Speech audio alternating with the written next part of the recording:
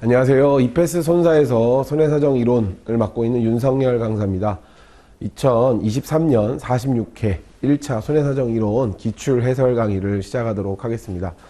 일단 해설 강의에 먼저 앞서서 올해 시험에 대한 대략적인 내용과 앞으로 또 내년에는 어떻게 될 것인지 구체적인 학습 방향에 대해서 좀 설명을 좀 드리겠습니다. 올해도 어김없이 손해사정 이론 여러분들의 발목을 많이 잡았다고 여러분들은 그렇게 생각하고, 또 실제 제가 생각할 때 어려운 문제들이 출제됐습니다. 어렵다고 말하면 좀 그렇고요. 보지 못했던 문제, 늘 생소했던 문제들이 출제됩니다. 왜냐하면 범위 자체가 경험해 보셨듯 광범위합니다. 출제 범위 자체만 따지고 보면요, 보험 이론, 전반적인 우리 손해사정 이론 때 공부했던 보험의 보험 이론뿐만 아니라 계약법적인 내용도 손해사정 이론에서 출제가 됐고, 보험업법 관련된 문제도 출제됐고요. 2차 공부를 하신 분들은 아시겠지만 자동차 보험, 삼보험, 책임근제 다 출제됐어요. 그리고 재물보험 영역인 부분들도 출제가 되고, 또 지역적인 부분이죠. 국민연금이나 또 산재나 산업재해나 또 고용보험과 관련된 부분들의 문제도 매번 한 문제씩 출제가 되는데 올해도 또 출제가 됐어요. 그래서 범위 자체가 너무 넓다. 이걸 모두 다 커버하고 공부하기란 현실적으로 불가능하다.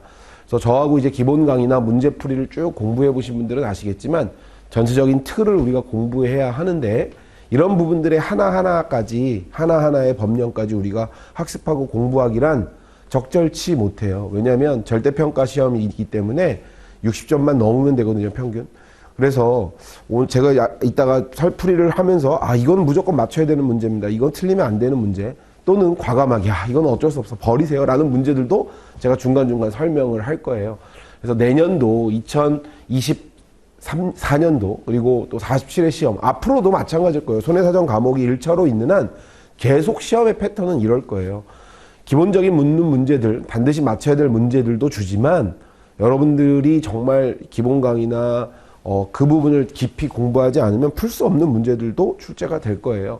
그래서 그런 부분들까지 다 공부하기는 현실적으로 어렵다. 그래서 매번 제가 손해사정 이론 우리 수강생들하고 문제풀이 할 때 기본 강의 시간 때 누차 설명하면서 강조했던 게, 전체적인 틀을 좀 이해하고 계시면 여러분들이 합격하는 점수 선에 이르기에는 부족함이 없다. 제가 그렇게 얘기를 했고요. 지금도 그 생각에는 변함이 없습니다.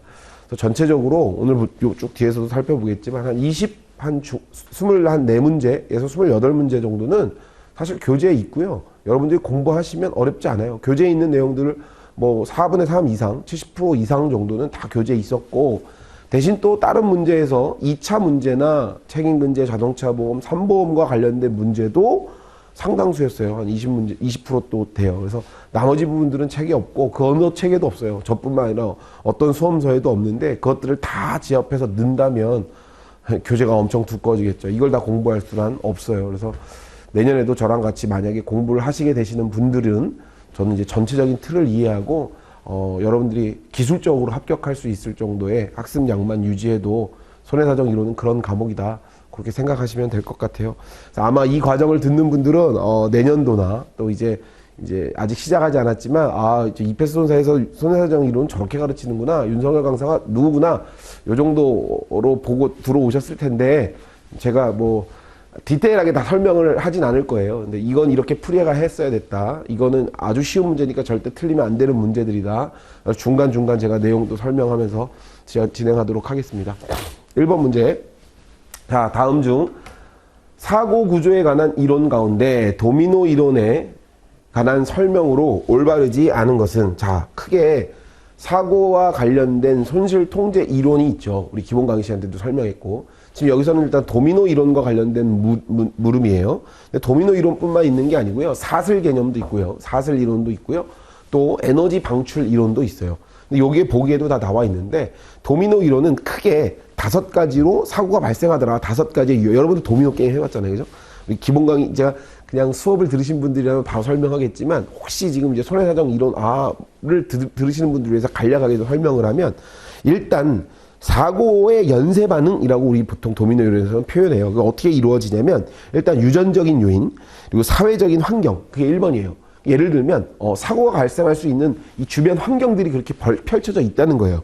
그 상황에서 두 번째, 인간의 결함, 이 해자드 공부하시면 아시겠지만 이제 이런 부주의, 결함들을 말하는 거, 인간의 과실, 그로 인한 불완전한 상태가 세 번째, 그리고 사고가 발생하고 그래서 상해가 발생한다는 거예요. 그래서 도미노 이론의 핵심은 제가 두 번째 얘기했던 인간의 결함, 부주의, 요 부분들, 이 해자드 관련된 부분들이거든요. 요 해자드 부분들을 제거함으로 이거를 막을 수 있다라는 손실 통제의 이론입니다.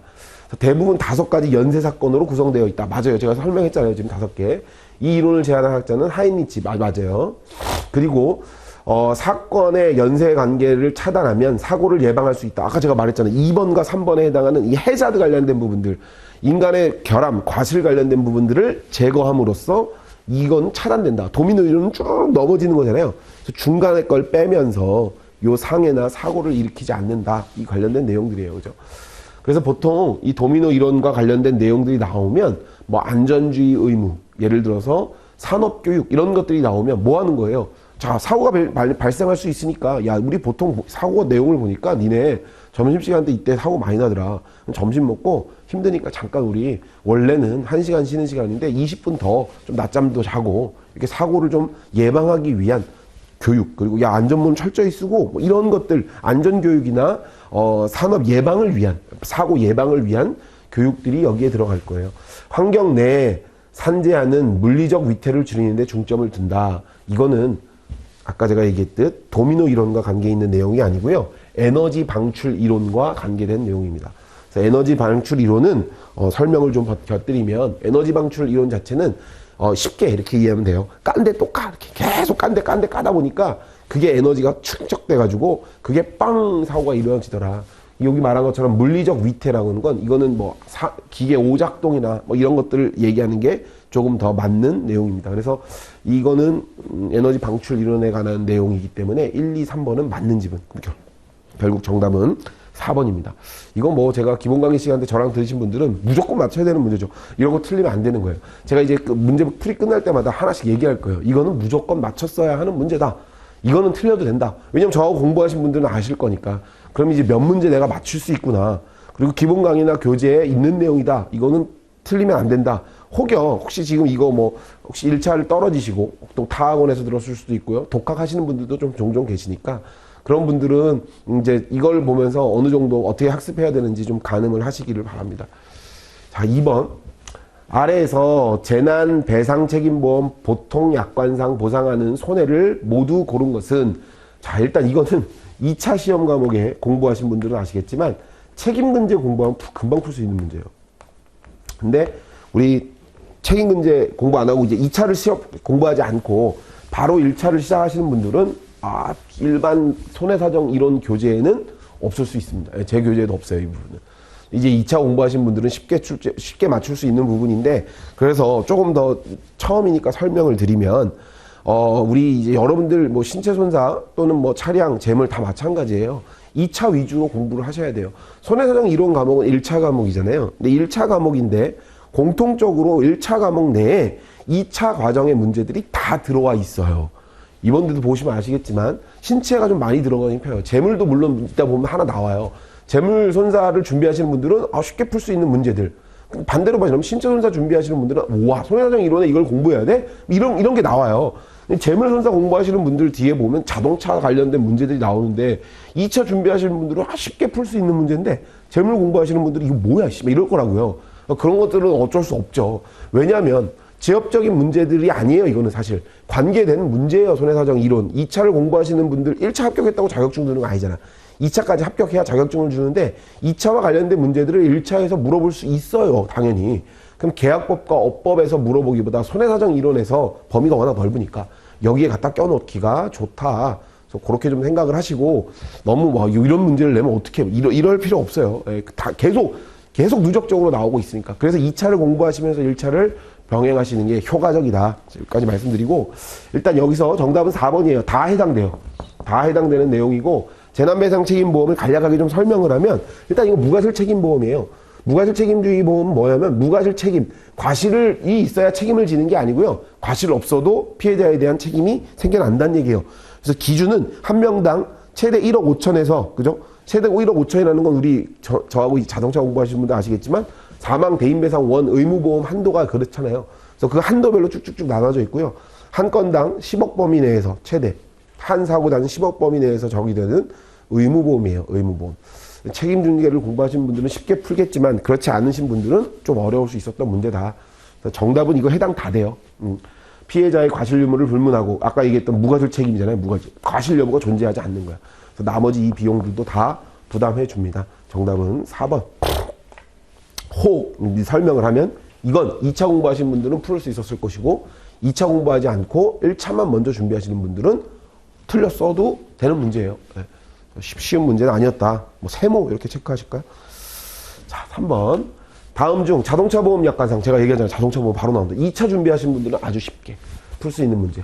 보험사고 발생 시 보험금 청구 및 지급과 관한 설명으로 옳지 않은 것은 피보험 자동차를 도난당했을 때는 지체 없이 그 사실을 경찰서에 신고해야 된다. 맞아요. 약관을 이렇게 규정하고 있어요. 도난에 관해서. 근데 이거 혹시 만약 여러분들 한번 생각해봐요.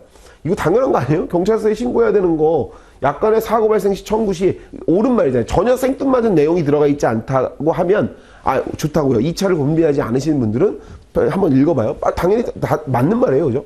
상식적으로 맞아요. 피해자 응급조치 및 긴급조치를 위한 것이 아닌 한 손해배상 청구를 받은 경우에는 미리 보험사의 동의 없이 그 전부 또는 일부를 합의해서는 안 된다. 약관에 이렇게 규정하고 있습니다. 맞아요. 합의를 사전에 하면 안 되고요. 한다 그랬을 때는 보험자에게 통지하도록 되어 있거든요.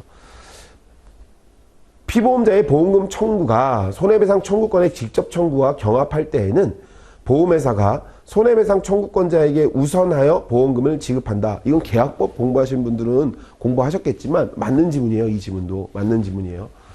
이렇게 이해하면 되겠지. 사고가 나서 손해배상 피해자가 생긴단 말이에요. 자동차 사고는 가피해자가 생기게 돼 있어요. 그래서 가해자가 피해자에게 돈을 물어줘야 되는 거죠. 자, 그럼 다시 말하면 손해배상 청구권자는 피해자가 될 거예요. 그럼 피해자에게 돈을 물어준 다음에 이 가해자는 야, 나 이거 사고 나가지고 돈 물어줬거든. 그래서 보험회사한테 보험금을 청구하게 되겠죠. 이때 가해자가 보험자에게 청구하는 이 가해자는 뭐가 배상책임보험의 피보험자가 될 거예요. 여기서 말하는. 그럼 피보험자가 보험자에게 청구하는 보험금 청구권과 피해자가 보험자에게 청구하는 손해배상 청구권, 이거 두 개는 누가 더 우선하냐? 피해자의 손해배상 청구권이 우선한다. 이 내용이에요. 맞는 지문입니다. 보험회사는 보험금 청구에 관한 서류를 받은 때에는 지체 없이 지급할 보험금을 정하고 그 정해진 날부터 약관은 7일로 규정하고 있습니다. 15 틀린 지문이죠. 정답은 4번.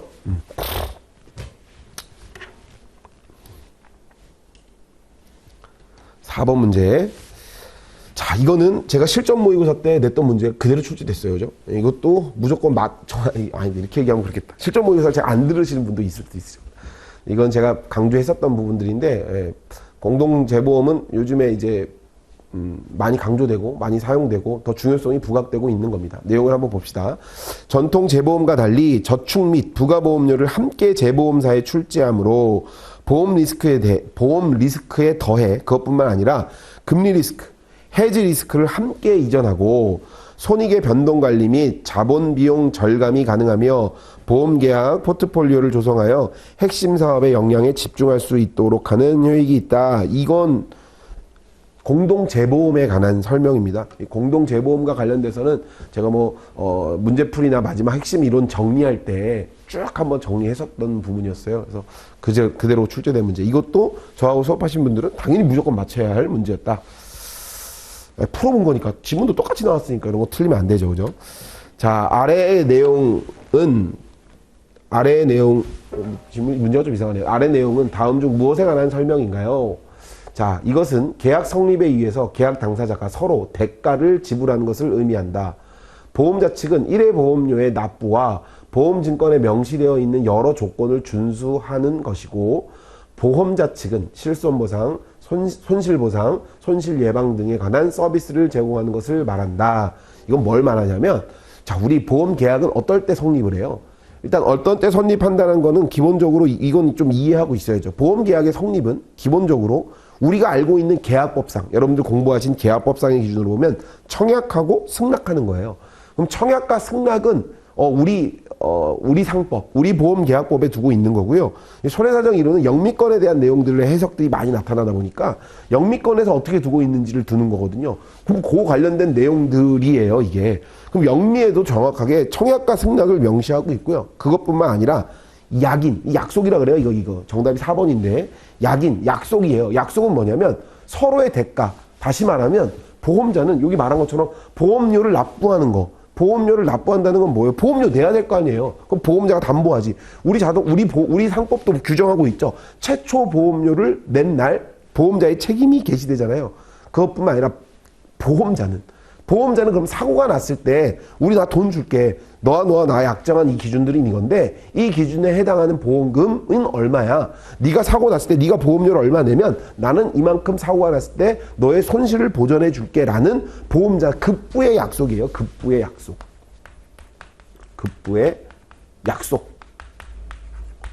그래서 이게 약인. 이건 4번 급부의 약속과 관련된 내용이에요. 그래서 이건 뭐 책에 그대로 있는 내용이죠. 책에 있는 내용인데 이건 틀리면 안 되지. 뭐 기본서에도 다 제 교재에 다 있는 내용이고요. 이거는 몇 번씩 출제된다고 꼭 체크하라고 했었던 내용이에요. 작년에는 청약과 승인, 그 다음에 약인, 그 다음에 적법한 목적이 있어야 돼요. 그리고 법률행위 능력자 이렇게 4가지의 기준들이 교재에도 그대로 있는 거였고 작년에도 요거와 관련된 문제가 출제됐고 올해도 이게 또 출제가 됐네요. 2년 연속. 정답은 4번. 자, 여러분들 좀 특이한 점을 발견하셨는지 모르겠는데 1번부터 지금 몇 번이에요? 4번까지 5번이네요. 5번까지 정답이 전부 다 4번이에요. 올해는 또 유독 그랬던 것 같아요. 뭐 4444, 21111 막 이렇게 나왔어요. 여러분들이 효과적으로 찍으시는 분들은 막 틀렸을 수도 있을 거예요. 혹시 뭔가 왠지 느낌이 사람 심리가 그렇잖아. 사람 심리가 1번부터 5번까지 전부 다 정답이 4번이다. 그럼 뭔가 2번인가 3번에서 2번하고 4번이 헷갈렸다면 거기서는 2번을 찍고 뭐 이런 것도 있었을 거야. 그래서 그런 분들은 좀 손해봤겠지. 그래서 확신을 갖고 공부하셔야 됩니다. 어쨌건 1번부터 5번까지 정답이 전부 4번이었어요. 자, 6번. 다음 아래의 설명 가로 안에 들어갈 용어를 순서대로 바르게 나열한 것은. 자, 이건 3보험과 관련된 또 문제예요. 우리 2차 3보험과 관련된 문제인데 3보험 사실 몰라도 3보험뿐만 아니라 보험 계약법을 공부하셔도 어느 정도 기초적인 상식만 이 뭐 상속과 관련된 내용들, 상법에 관련된 규정들 또는 그냥 지금 현업에 종사하는 실무자들이라면 이거 너무 쉽게 맞출 수 있는 문제예요. 근데 이걸 또 준비 안 하시고 처음 보면 생소할 수도 있었겠지만 가장 기초적인 문제였다. 이 6번 문제도. 자, 질병상해 표준약관에는 보험계약자가 보험 수익자를 지정하지 않은 때 사망보험금은 피보험자의 법적 상속인이에요. 피보험자의 법적 상속인. 기타 후유장애 보험금 및 입원보험금, 간병보험금 등은 피보험자를 각각 그 수익자로 규정하고 있다. 3번. 6번은 3번. 틀리지 않아야 된다고 생각합니다. 뭐 제 교재에는 없어요. 근데 이거 너무 계약법뿐만 아니라 손해사정을 공부하시겠다, 손해사정사가 되시겠다고 하시는 분들이라면 계약법, 뭐 또 신체 준비하시는 분들은 3보험 공부하시면 이해할 수 있고 실무자라도 충분히 그냥 상식적으로 풀 수 있는 문제, 무조건 맞춰야 되는 문제 중에 하나입니다. 이것도. 그리고 혹시 그걸 몰랐다 그래도 내가 여기 둘 중에 하나만 알고 있어요. 예를 들면 피보험자의 법적 상속인은 알겠어. 법적 상속인은 알겠는데 그럼 3번 아니면 4번을 골라야 될 거 아니야. 그럼 3번 아니면 4번을 고르는 문제에 있어서도 당연히 우리 상해보험과 이게 신체에 붙여진 뭐 질병 상해보험이나 생명보험은 돈 받을 자는 사실 피보험자죠. 보험에 붙여진 자잖아요. 수익자기는 하지만 여기 이건 지정하지 않았을 때잖아요. 수익자를 지정하지 않았으니까 수익자를 지정하지 않았을 때는 그와 관계된 효과를 누리는 자들, 그러니까 이익을 볼 자들, 상속과 관련된 부분들로 조금 이해하시면 조금 쉽게 풀 수 있었는 문제입니다. 이것도 당연히 맞춰야 되는 문제예요. 자, 7번. 자, 이것도 계약법을 공부하신 분들은 그냥 쉽게 풀 수 있는 문제. 이건 손해사정 이론이기도 하지만 계약법적인 내용이에요. 그래서 제가 항상 강조했던 게 계약법과 손해사정 이론을 같이 공부하셔라. 계약법은 원래 규정되어 있는 법령이니까 법을 쭉 공부하시면 되지만 손해사정 이론과 계약법적인 내용이 굉장히 중복적으로 많이 출제된다고 제가 기본 강의 시간때도 설명을 했었고, 사실 손해보험 계약에서 손해사정 이론과 계약법은 거의 어떻게 보면 한 과목이에요. 그러니까 뭐가 먼저, 닭이 먼저냐, 달걀이 먼저냐, 약간 이런 거거든요. 계약법에 이런 내용을 두고 있는데 왜 그 계약법에 이런 내용을 두게 됐는지 보험 이론으로 설명이 되거든요. 손해사정 이론은. 그리고 손해사정 이론에 보험은 이런 거기 때문에 이런 문제가 있고 이런 것들을 규제하고 명확하게 명시화 시켜야 하기 때문에 보험 계약법에 그 내용을 두고 있거든요. 보험 제도의 특성들 때문에 사실 굉장히 유기화된 거예요. 그래서 같이 공부하라고 했던 거고, 같이 공부하신 분들은 많은 이득이 있었을 거예요. 상법상 우리 약관에 규정하고 있어요. 상법에 규정하고 있어요.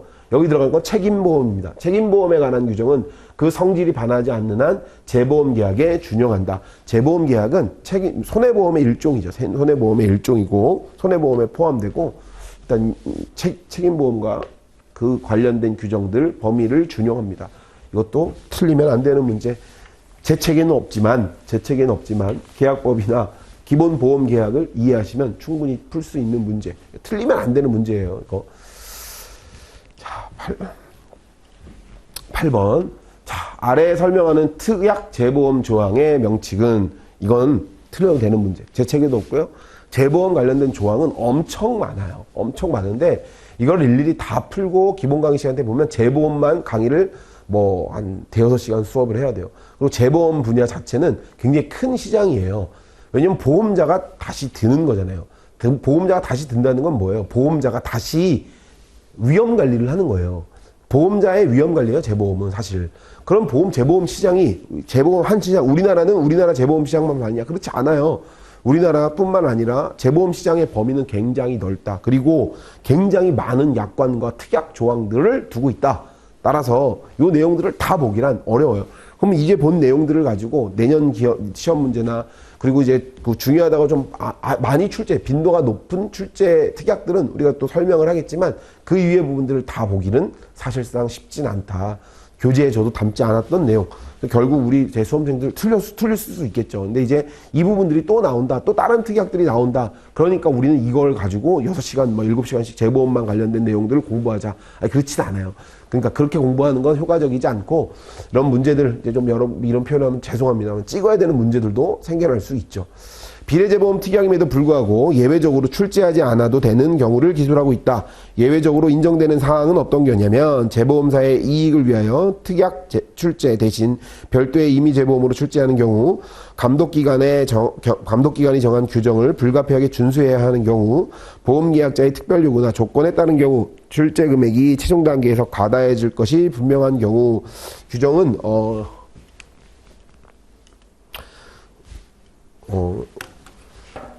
아웃사이드 리인슈러 크루즈 관련된 조항이고요. 나머지 2, 3, 4번에 관한 규정들, 3번 인터코킹, 이거는 작년에도 나왔던 거예요. 이게 연동되는, 우리 재보험과 원보험자가 연동되는 이 인터로킹이 그런 의미잖아요. 그러니까 이런 것들은 좀 출제됐었으니까 체크를 하고 설명을 하겠지만, 나머지 특약들은 다 보기 너무 많아요. 내용도 엄청 많으니까 막 몇 배까지 조항들이 돼요. 그래서 좀 중요한 특약들만 내년에도 좀 골라서 선별적으로 학습을 해야 된다. 그래서 그거 이외의 문제가 나오면 어쩔 수 없죠. 틀려야지. 자, 그러니까 강사가 틀려도 돼요 라고 말하는 건 진짜 틀려도 되는 거예요. 이제 당락에 전혀 문제를 미치지 않아. 이거 무조건 이거 틀렸는데도 떨어졌습니다. 이렇게 접근할 문제가 아니라 맞아야 될 문제. 뒤에 가면 이건 무조건 맞아야 됩니다. 이런 문제들이 훨씬 더 많이 나옵니다. 그래서 그런 것들을 더 효과적으로 학습하는 게 좋습니다. 계속 누차 말하죠, 제가. 다음 중 고용보험법상 취업촉진수당에 해당하지 않는 것은, 자, 이것도 이 부분까지 강의 불가. 이거 어떻게 다 봐요? 고용보험 취업촉진수당. 저도 이거 막 찾아봐야 돼요. 이거 몰라, 이런 것들을 어떻게 다 봐. 이거 자, 봐봐요. 한번 생각해봐. 손해사정 이론은 이 보험이라는 말이 들어가는 모든 법이 다 나와요. 산업재해보상보험, 국민연금보험, 이거 다 국민건강보험, 고용보험 다 나와요. 예. 근데 이거 보험의 다 보험적 성격, 사회보험적 성격을 띠고 있지만 그 모든 보험이 다 망라하게 출제돼요. 그래서 저는 그렇게 하진 않았지만 재작년에 타학원 강사님은 출제 범위가 너무 넓다. 이거에 대해서 이의 제기를 한다. 이렇게 얘기했는데, 보험 들어간 내용도 다 나올 수 있죠. 이건 범위 자체를 준다고 이걸 뭐라 할 수 있는 건 아니에요. 근데 여기서 6문제, 고용보험과 관련된 문제에서 6문제씩 나온다. 그거 공부해야 되겠지만, 이제 매년 거기서 돌아가면서 한 문제씩 출제돼요. 근데 이걸 공부하기 위해서 뭔가 많은 양을 시간을 할애한다? 2차 공부하기도 바쁜데 그렇게 하는 건 효과적이지 못하다. 계속 얘기하지만. 그래서 고용노동법상 취업촉진수단은 4가지가 있는데요. 조기 재취업수당, 직업능력 개발수당, 이것도 들어가, 여기 있죠. 그죠? 광역 구직활동비, 이주비, 여기서 구직비 급여는 해당이 안 돼요. 그래서 2번이 틀린 지문이 되고, 이건 틀려도 된다. 이런 것까지 막 맞추려고 하지 마라. 범위가 너무 넓다. 10번. 다음 중 언더라이팅의 목적과 거리가 먼 것은? 이거는 무조건 맞춰야 되는 거. 교재에 그대로 있어요, 이거는. 자, 언더라이팅이란 게 뭐예요? 선택하고 집중하는 거예요. 뭘? 보험자 입장에서는 선택해서 그 선택된 위험을 잘 분리해서 정당하게 요율에 맞게 보험료를 받아야 돼요. 다시 말하면 보험자가 이 위험을 인수할지 말지를 결정하는 거. 그럼 보험자가 그 위험을 인수하는 건 뭘까요? 계약자들이 또는 피보험자들, 우리가 공부했던 보험 소비자 측에서 나 보험 가입하고 싶어요 라고 보험 가입을 했을 때 요걸 우리가 인수할지, 보험사가 담보해주고 인수할지 안 할지를 거절 아니면 결정하는 업무를 언더라이팅이라 한단 말이에요. 그럼 이 언더라이팅 업무는 뭐가 제일 중요한 거예요? 당연히 여기 나와 있듯 보험 거래 수익이 생겨나야 돼요. 당연한 거죠. 수익이 확보되는 거예요. 이걸로 보험자는 이게 남을지 안 남을지를 판단하고, 야 이거 사고 많이 날 것 같은데 그럼 보험 담보해봐야 우리한테 좋지 않을 건 거절할 수도 있는 거고요.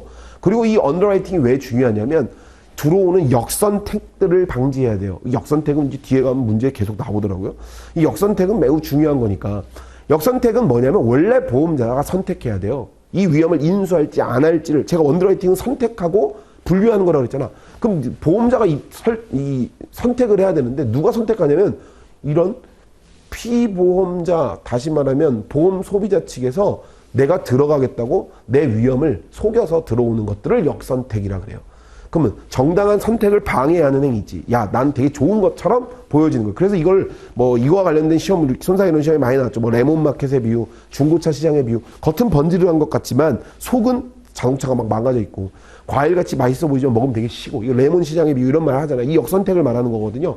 이게 보험 시장에 미치는 영향은 굉장히 크지. 보험자가 합리적 운영이 불가능하게 만든단 말이에요. 1, 2, 3번 다 맞는 거예요. 근데 4번은 보험계약의 부합계약성을 유지. 이거하고는 관계가 없어요. 그래서 교재에 그대로 있는 역선택의 목적, 이 언더라이팅의 목적 그대로 있으니까 이거 절대 틀리면 안 되는 문제. 자, 11번. 갑보험회사 아래와 같이 초과 손해액 재보험 특약 체결을 합니다. 특약 중 사고일자를 달리하는 3건의 손해가 발생하였을 때 각 보험회사가 지급받은 재보험금의 합계는, 자, 이거 한번 잘 재생각해 보세요. 각 보험사가 받아야 될 지급보험금의 합계를 구하는 건데, 이건 문제, 계산 문제 우리가 많이 연습했던 문제예요. 재보험, 리인슈러, 재보험에서 우리가 계산 문제, 재보험의 유형들을 보면서 그 재보험의 유형에서 검토했던 문제들이고, 이건 문구만 이해하면 아주 산수예요. 어려운 거 하나도 없어요. 자, 이 특약 한도가 US 달러 100만 달러인 100만 달러 한도예요. 그럼 특약 한도가 100만 달러 넘어가는 건 안 주겠다는 거예요.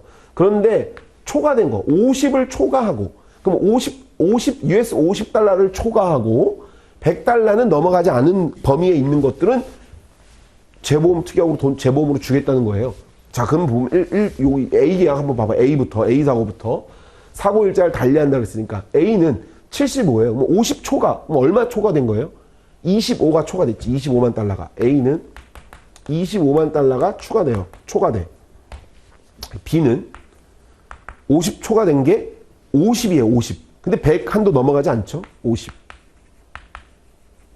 C는 120인데 50 초과하고 그럼 70이에요. 100 한도 안에서 70 초과되지. 자, 그럼 이거 총하면 145만 달러에 1, 2, 3 계약이 주는데 중요한 건 여기 봐요. 연간 자기부담금이 얼마냐면 보험자가 줘야 될 재보험 회수 금액이 원래 이만큼인데 자기부담금이 100달러가 있대요. 그럼 여기에 연간 자기부담금 100달러를 뭉지하는 거예요. 그럼 얼마? 45만 달러. 산수지, 산수. 틀리면 안 되는 문제 1번. 이 문구를 이해하고 있으면 전혀 틀릴 수 없는 문제죠. 이거는.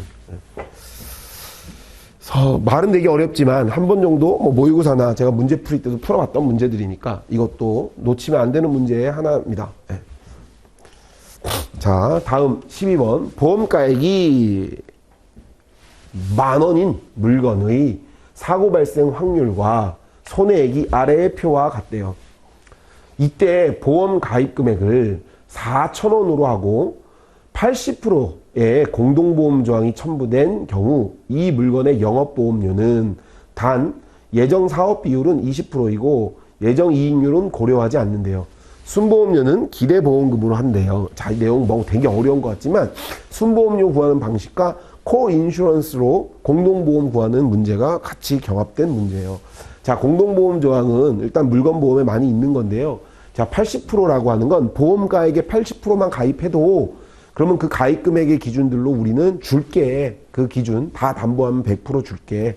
그래서 우리 같이 공부하신 분들은 알겠지만 보험가액에다가 0.8을 곱하는 거예요. 그럼 한번 이 표에 대입해서 문제를 풀어보면요. 일단 손해액이 0일 확률은 85%예요. 그죠? 자, 이거는 발생 가능성이 없지. 왜? 손해액 확률이 0%라며. 이건 뭐 구하는 데 있어서 큰 의미가 없어요. 그럼 요거를 기준으로 구해봐야 돼요. 그럼 보험 가액이 일단 81억이라, 아니, 10,000원이라고 그랬잖아요. 그럼 10,000원에 80%가 공동보험 조항이에요. 그럼 10,000원에 0.8 이게 공동보험 조항을 일단 적용한 거예요. 그럼 이거 얼마예요? 밑에 부분은 다 이걸로 들어갈 거야. 얼마냐면 이건 8천만 원이 8천만 원이 아니지 8천원. 그런데 첫 번째는 이 문제에 있어서 첫 번째 보험 가입 금액은 4,000원이에요. 그럼 일단 요 공식 하에 요 손해액들을 다 곱하는 거야. 손해액이 2천만 원. 첫 번째 2천만 원.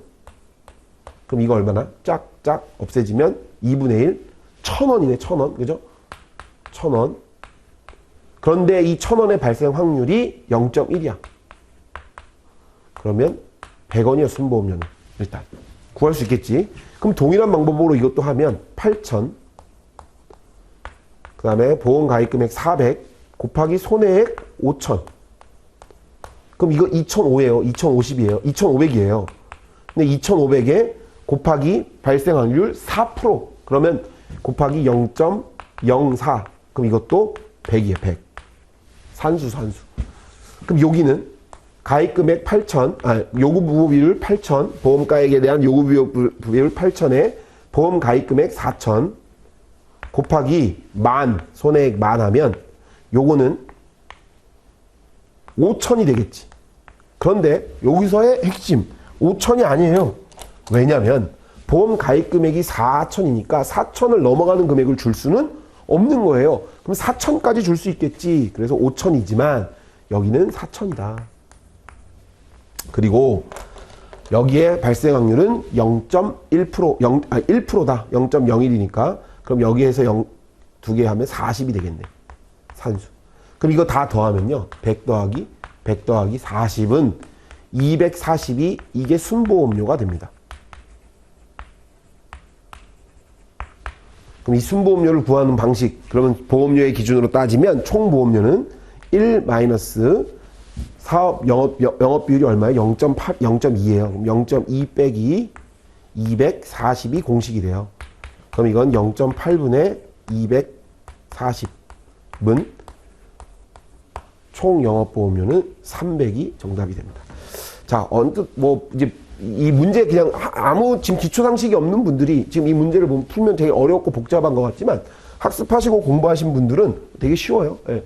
요거 우리 문제 풀이할 때 계속 연습했던 것들이고 그 두 개가 섞인 거예요. 순보험료 구하는 방식과 코인슈런스를 적용해가지고 공동보험 조항을 적용해가지고 영업보험료를 구하는 문제. 모의고사 때 제가 이거 냈던 것 같아요. 네, 냈던 문제죠. 요거 좀 유형은 다르지만 이렇게 찾아가는 문제들이었으니까 3번.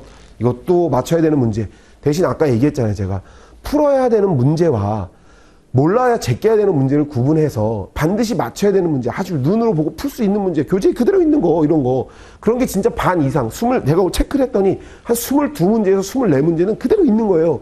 이거 틀리면서, 손사 이런 실험이 너무 어려운, 이런 거 짱구예요, 짱구. 예.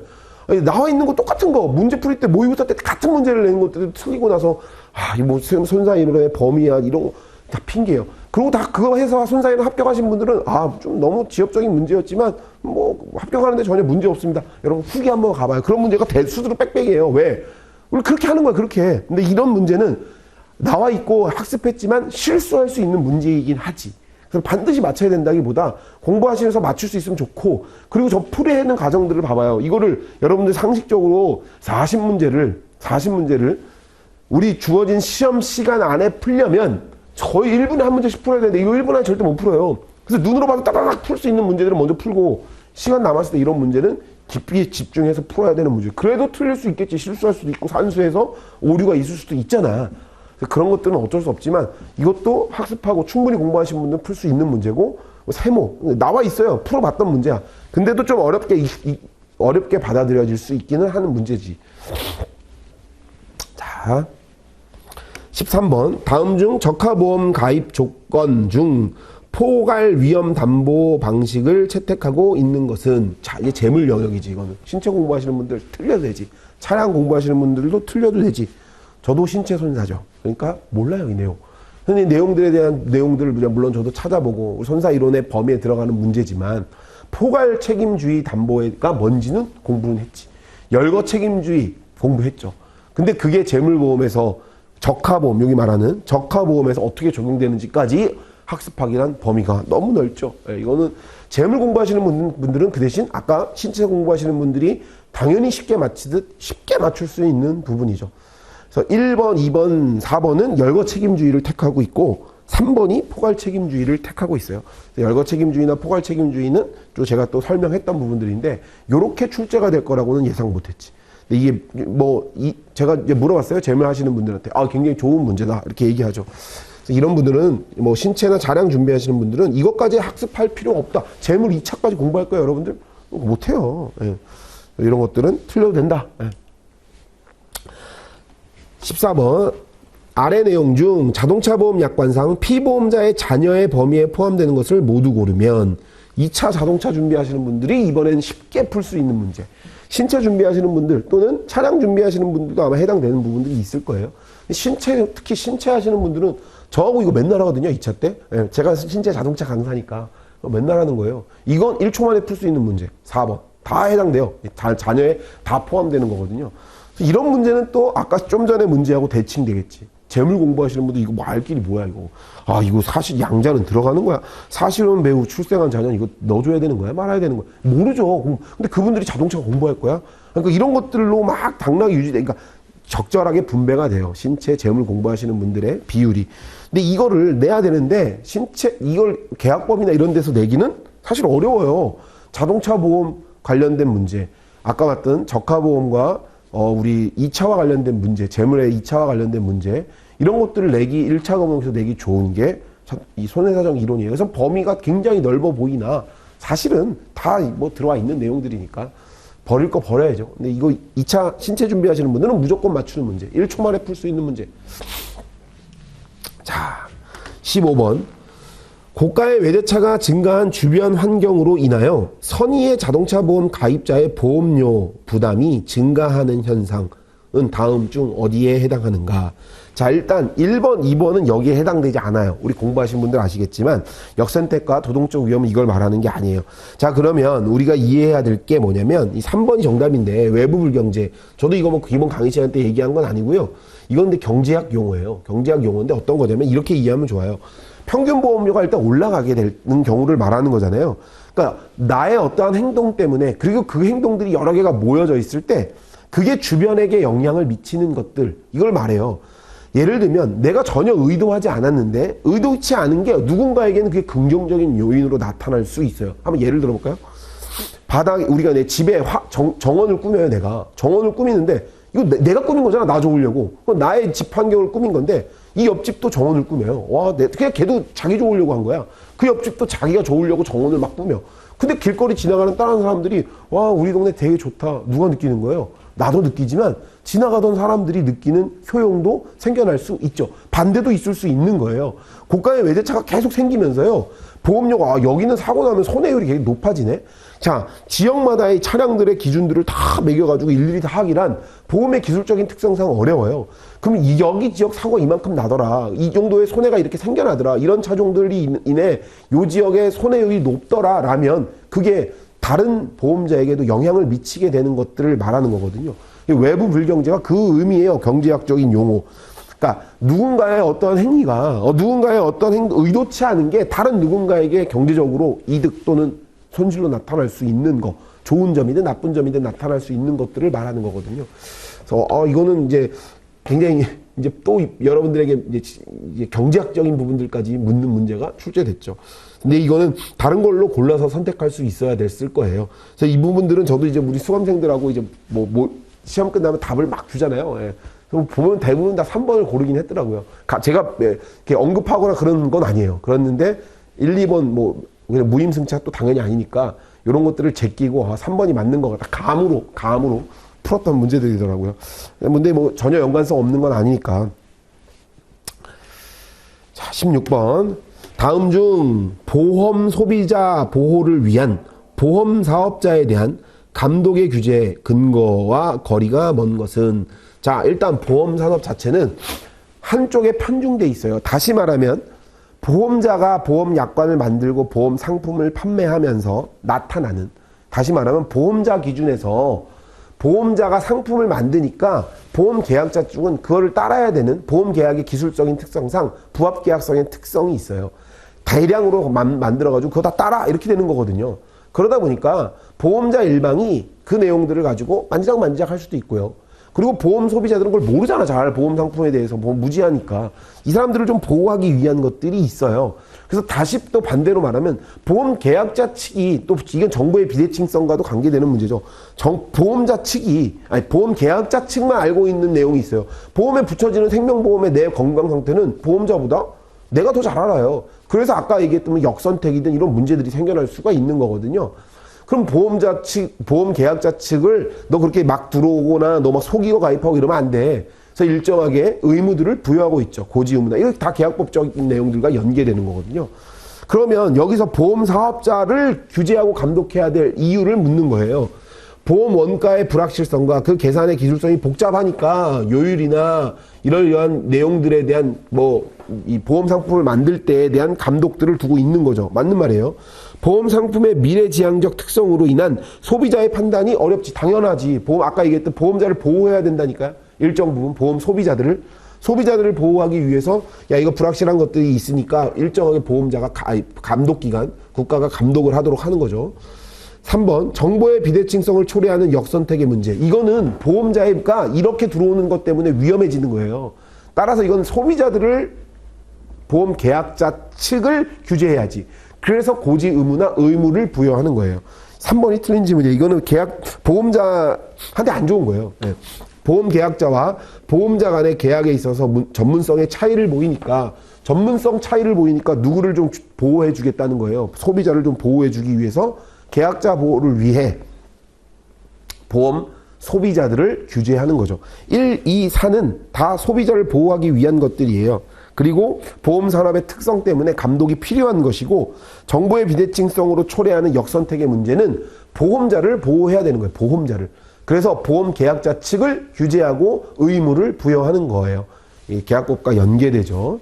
그래서 우리 상법에 고지 의무 651조를 두고 있고, 이것뿐만 아니라 이걸 방지하기 위한 여러 가지 선택적 기술들을 약관상 기술적으로 두고 있습니다.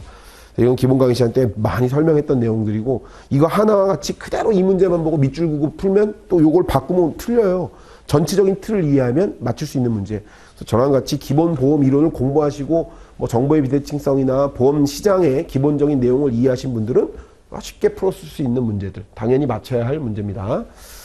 자, 그 다음 17번. 다음 중 법률상 의무보험이 아닌 것은, 자, 이것도 책임문제 공부하신 분들은 그냥 2차 시험 풀 수 있는 문제. 자, 의무보험이 아닌 것은 1, 2, 3번은 전부 다 의무보험입니다. 생산물 배상 책임보험만 임의보험이에요. 책임문제 2차 공부하신 분들은 쉽게 풀 수 있는 문제, 1초 만에 풀어야 되는 문제. 이거와 그리고 동일한 기출문제, 비슷한 기출문제가 출제된 적이 있습니다. 이것도 쉽게 맞춰야 하는 문제 중에 하나입니다.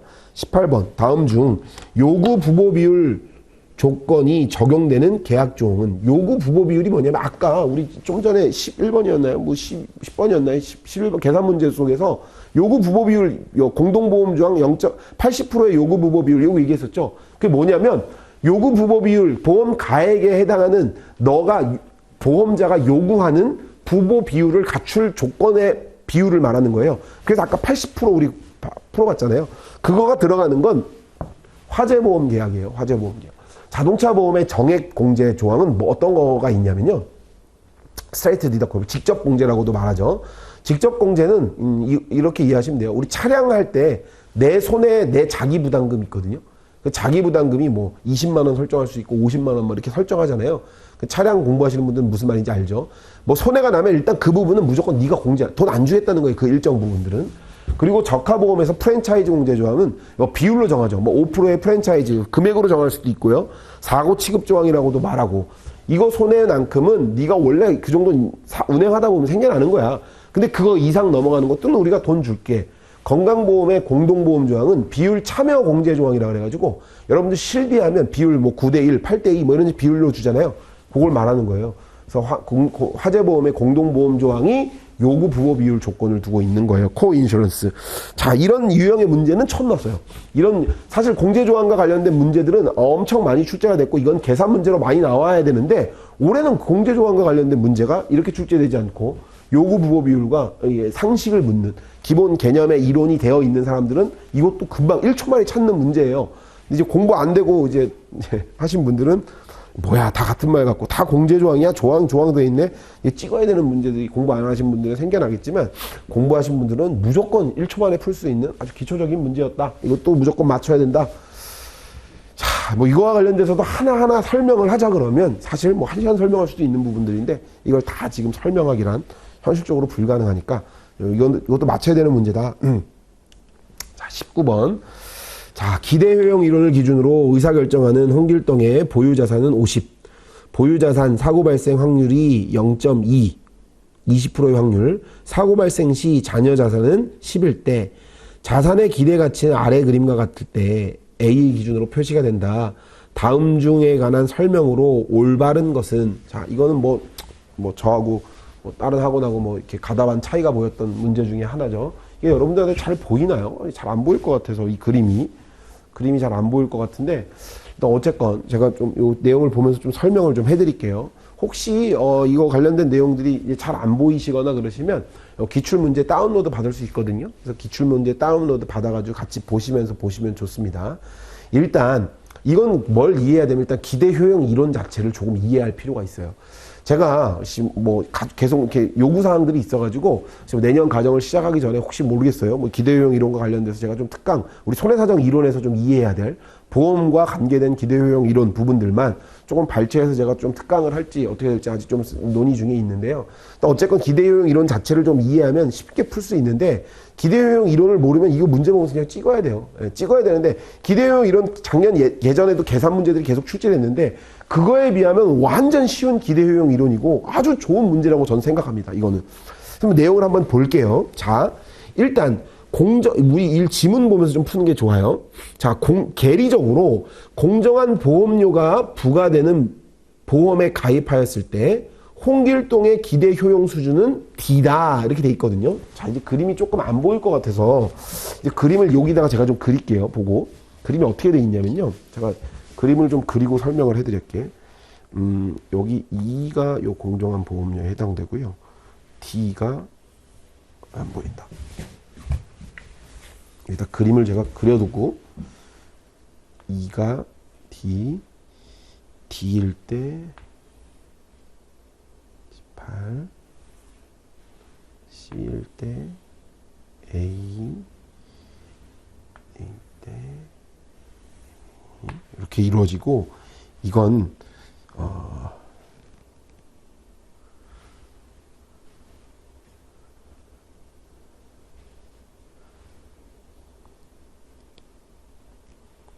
이 그림을 그리면서 보면서 설명을 하는 게 여러분들한테 좋을 것 같아서 잠깐만요.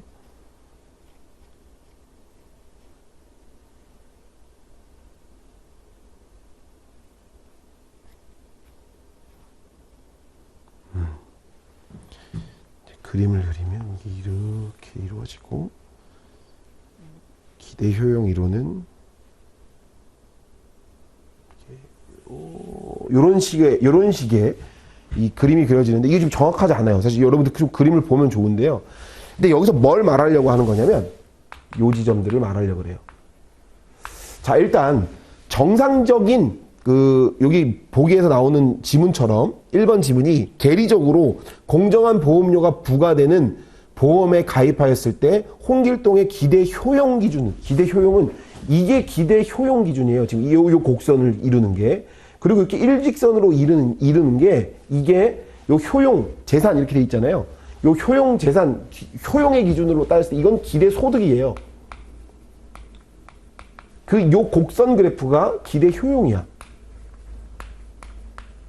자, 그러면 정상적인 보험료가 부과됐을 때라는 건 뭐냐면 확률의 기준으로 그냥 요 A의 기준, 요 확률의 기준으로 여기의 기준의 기대 소득과 효용 그래프의 기준은 요 D 지점이라는 얘기예요. 1번은 기대 효용과 기대 효용 수준이 D, 효용이 D고요. 요 문제 속에서 봐봐요. 부과되는 공정한 기준에서의 금액 기준은 C예요, C. 원래. 요 A의 기준으로 따졌을 때.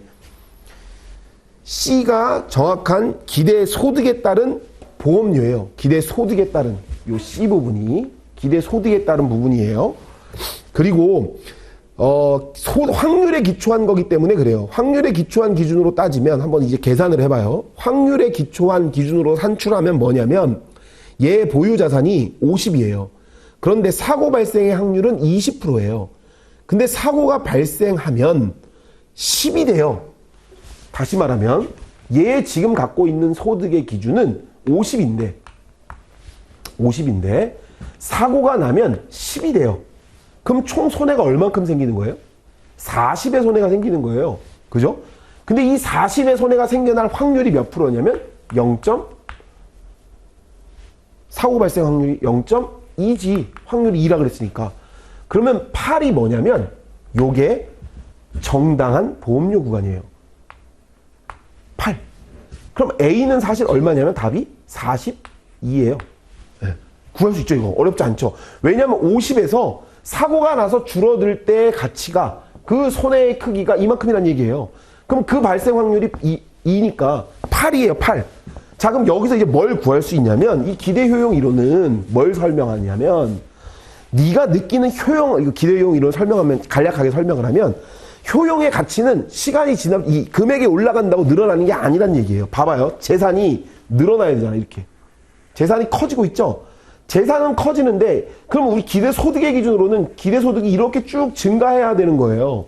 근데 효용 그래프는 이렇게 되고 있다고요. 다시 말하면, 재산이 는다고 해서, 재산이 늘어난다고 효용이 늘어나는 건 아니란 얘기예요. 그럼 여기서 뭘 말하냐면, 한계 체감의 법칙 뭔지 아세요? 그게 뭐냐면 기본 강의 시간 때는 제가 많이 설명했던 건데 사과 하나 먹을 때는 맛있죠. 2개 먹어도 맛있죠. 3개 먹어도 맛있죠. 4개 먹어도 맛있죠. 근데 4개 이상부터는 조금 물려. 5개 먹으면 배부르다. 먹기 싫은데. 야, 너도 먹어볼래? 6개부터는 야, 먹기 싫은데. 7개는 뱉어. 먹어나 마나야. 더 점점 이게 줄어든다고요. 이 기울기, 다시 말하면 요 기울기의 크기가 줄어들어요. 점점. 이해됐나요? 무슨 말인지? 자, 그렇듯 효용이 재산이 는다고 효용이 증가되는 건 아니더라. 여기서 뭘 말하냐면 위험, 우리 보험에서 위험 회피자들이 이 그래프를 띄어요. 위험한 게 싫은 거예요. 그럼 뭘 얘기하냐면 보험료를 더 내더라도 나는 보험료를 더 내도 확실한 게 좋아지는 시점들을 찾기 시작하는 거예요. 그럼 추가적으로 뭘 여기서 말하냐면 요 부분, 이걸 리스크 프리미엄이라고 그러는데요. 요 리스크 프리미엄까지는 보험자가 보험료를 부과해도 이 위험 회피자들, 기대 효용의 그래프에 따른 위험 회피자들은 보험에 가입하더라. 이게 리스크 프리미엄을 설명하면서 기대 효용 이론과 관련된 문제예요. 상당히 계리적인 문제예요. 계리사들은 아주 쉽게 풀 수 있는 문제들이죠. 이거 뭐 제가 기본 강의 시간에도 많이 설명했고 매년 지금 이 리스크 프리미엄과 관련된 문제들이 출제되는데 이렇게 보기 안에서 이걸 찾는 문제, 리스크 프리미엄을 찾는 문제, 확률에 기초한 순보험료를 찾는 문제, 그래서 그 개념에 대한 내용을 묻는 문제, 여지껏 나온 리스크 프리미엄 문제 중에 저는 가장 좋은 문제라고 생각합니다. 이 문제에 대한 내용들로 보기들을 좀 찾아가 보면 홍길동이 지불할 수 있는 최대 보험료 아까 제가 설명했잖아요. 요 리스크 프리미엄까지 요 구간까지는 보험자가 보험료를 더 부과시켜도 이 위험 회피자들은 보험에 가입한다라는 이론이거든요. 내용이거든요. 그럼 봐봐요. 요 42를 아까 확률에 기반해서 구했죠. 그럼 리스크 프리미엄은 얼마야? 지금 18이라 그랬으니까 리스크 프리미엄은 24가 될 거예요. 왜? 42를 구할 수 있거든. 순보험료 구간에 따른 확률에 기초한 A값을 구할 수 있을 거고, 그럼 요 리스크 프리미엄은 40 빼기 18 하면 되잖아. 그럼 32가 되겠지. 그러면 최대로 요까지 부과할 수 있다 했으니까 보험자가 부과할 수 있는 기간은 32에 32, 30이 아니라. 여기서 문제 보기에서 뭐로 됐어요? 지불할 최대 보험료는 32라니까 30이 아니라 30이 아니고 32까지 최대로 부과할 수 있는 거예요. 혹시 그걸 몰라도 이 숫자만 보고도 이 리스크 프리미엄 그래프를 이해하고 있고 제 교재에 있는 내용과 기본 강의를 들었다면 충분히 풀 수 있지. 왜? 50에서 여기까지 보험자가 리스크 프리미엄을 부과할 수 있네? 32. 그럼 이건 일단 틀린 거잖아. 그죠? 맞는 게 아니잖아. 1번도 당연히 맞는 게 아니고. 자, 부가보험료는 순보험료의 2.5배 이상이면 홍길동은 보험에 가입하지 않는다. 그럼 아까 구했던 우리 순보험료, 아까 확률에 기반한 50에서 40, 10이 될 확률이 40%인데 40%의 발생 확률이 20이었으니까 구했던 요 8에 근거한 요 42가 순보험료잖아요. 그럼 순보험료, 42 구간이니까 순보험료가 8이잖아. 그죠? 그래 봐봐. 8인데 리스크 프리미엄은 18이야. 그래서 구한 리스크 프리미엄이 24란 말이에요. 그럼 8에서 24는 몇 배야? 3배지. 근데 2.5배 이상이면 보험에 가입하지 않는다. 아니지. 3배 이상이면 가입하지 않는다가 맞는 말이지. 그지? 4번. 리스크 프리미엄은 저 구한 대로 24다. 그럼 구할 수 있겠지. 정답은 4번. 자, 이거 가지고 막 문제 말 많았죠. 여러분들 시험 끝나고 뭐 누가 맞니? 틀리니? 이건 리스크 프리미엄 구하면 무조건 풀릴 수 있는 문제예요. 이건. 틀리면 안 돼. 이건. 공부하시는 분들, 이거 정말 좋은 문제인데 공부하셔도 틀릴 수 있지. 근데 만약 이걸 리스크 프리미엄을 구하는 계산 문제가 과거 시험처럼 막 뭐 스포츠 선수의 비유나 뭐 이런 것들로 막 나열돼 있다 그러면 틀릴 수 있는데 지금 이렇게 주어진 문제에서는 틀리지 않아, 찾을 수 있는 문제라고 저는 생각합니다. 이건 맞췄어야 되는 문제예요. 네. 공부하신 분들은 뭐 저도 이제 모험 다운 받아보면 대부분 맞췄어요. 우리 수강생들 24로. 네, 이거는 제가 혹시 뭐 기회가 되면 또 이 리스크 프리미엄 관련돼서는 더 설명이 길어질 수 있는데 더 많은 내용을 좀 사실 설명해야 돼요. 제가 좀 축약해서 기출 해설이다 보니까 많이 못했습니다. 이것도 맞출 수 있어야 되는 문제였습니다. 자, 20번 이거 보험업법과 관련된 문제. 이건 업법과 관련해서 공부하신 분들은 뭐 맞출 수 있었고 손해사정 이론에서는 저는 다루지 않았어요. 이 문제. 이런 것들까지 다 볼 수는 없는 거죠. 네. 자, 아래에서 보험업법상 소액 단기 전문 보험회사가 취급할 수 있는 보험 종목은 모두 몇 개인가? 소액 단기 전문회사는 자본금 20억 이상으로 생명보험, 손해보험, 재산보험에서 취급할 수 있는 게 각각 있어요. 생명보험은 생명, 손해보험은 책임, 비용, 날씨, 도난, 동물, 유리. 재산보험은 질병, 상해를 취급하게 되거든요. 그래서 업법과 관련된 공통 영역과 관련된 문제였으니까 재물, 신체, 뭐 차량 다 동등한 조건이었죠. 이 문제는. 정답은 7개의 내용이 들어가 있는 거. 상해, 질병, 비용, 날씨, 책임, 유리, 동물.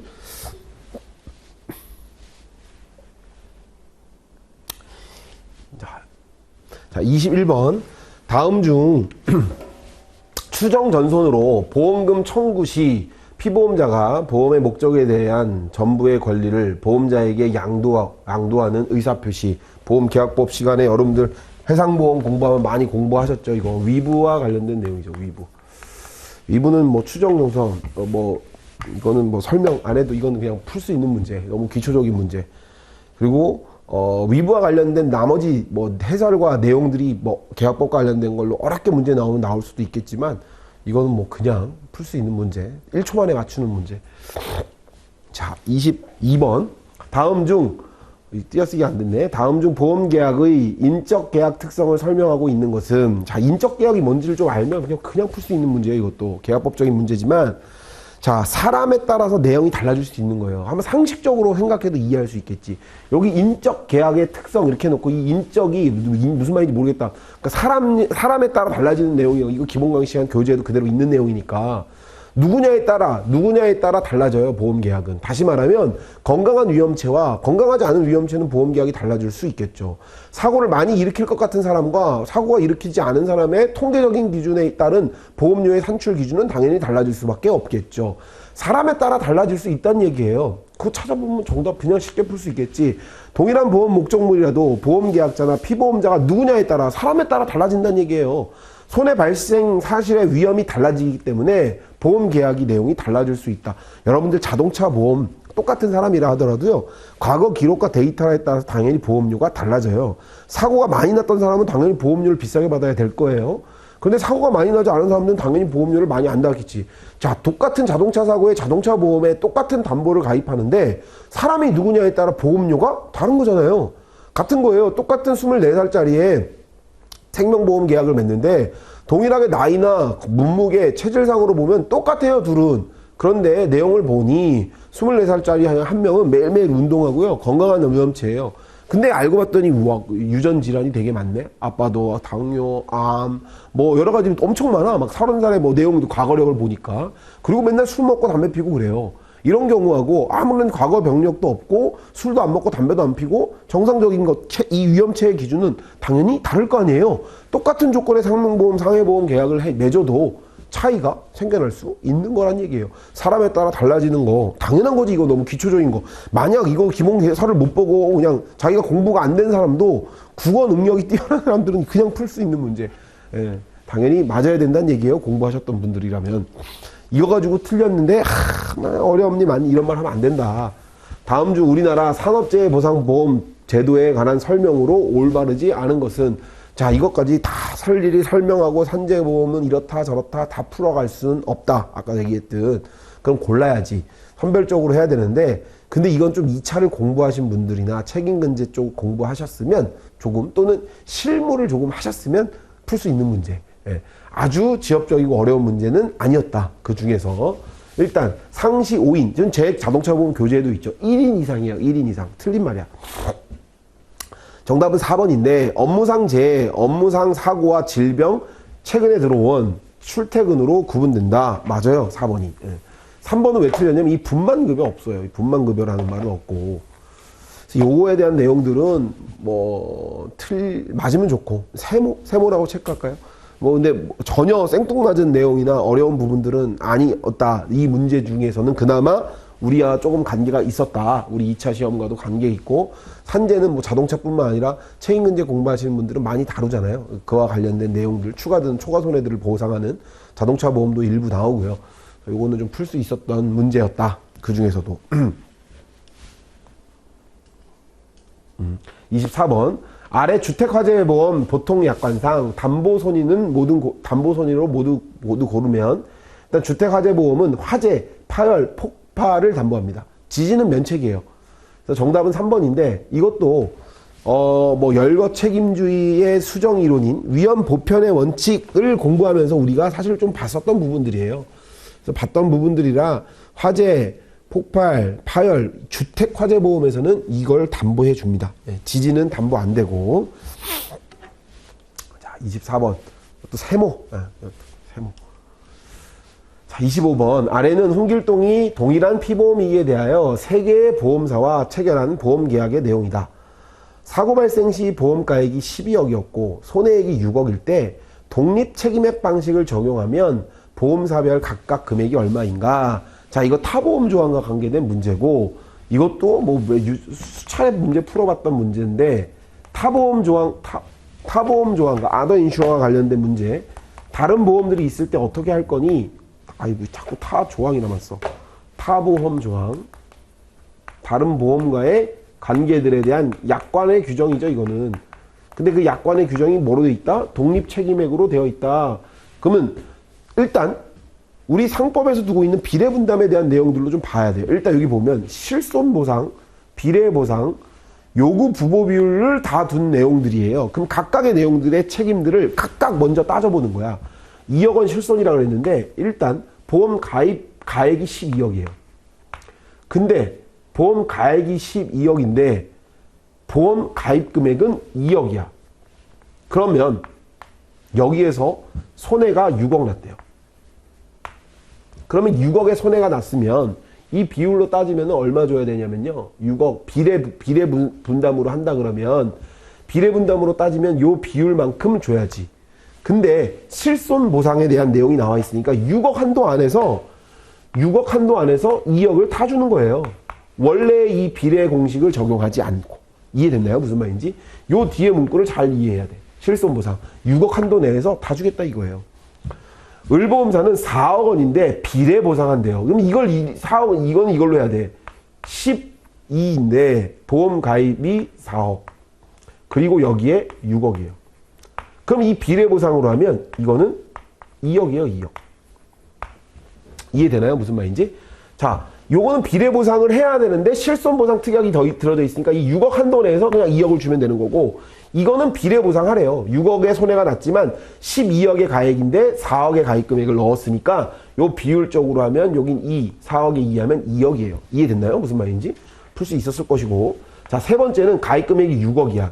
그럼 요구 부보 비율이 50%래요. 그럼 요구 부보 비율은 얘 12억의 50%를 요구하는 거예요. 그럼 얼마? 12억의 50%, 0.5, 6억. 6억인데 가입 금액이 6억이에요. 손해가 6억 났어. 그럼 이거 얼마 주는 거예요? 6억 다 주는 거예요. 6억. 없어지잖아. 1, 6. 이해됐나요? 무슨 말인지? 그럼 각각의 책임 기준으로 A는 2억, B도 2억, C도 6억이 되는 거예요. 그럼 독립책임액은 어떻게 구하냐면 이렇게 각각 구한 다음에 여기에 대한 비율로 정하는 거야. 그럼 이거 2니까 10분의 2 곱하기 6억이에요. B도 똑같이 10분의 2 곱하기 6억. C도 10분의 6 곱하기 6억이 되는 거예요. 그럼 이거 계산하면 1.2억. 얘는 1.2억. 얘는 3.6억이 됩니다. 네. 아주 좋은 문제. 무조건 맞춰야 되는 문제. 네. 아주 좋은 문제.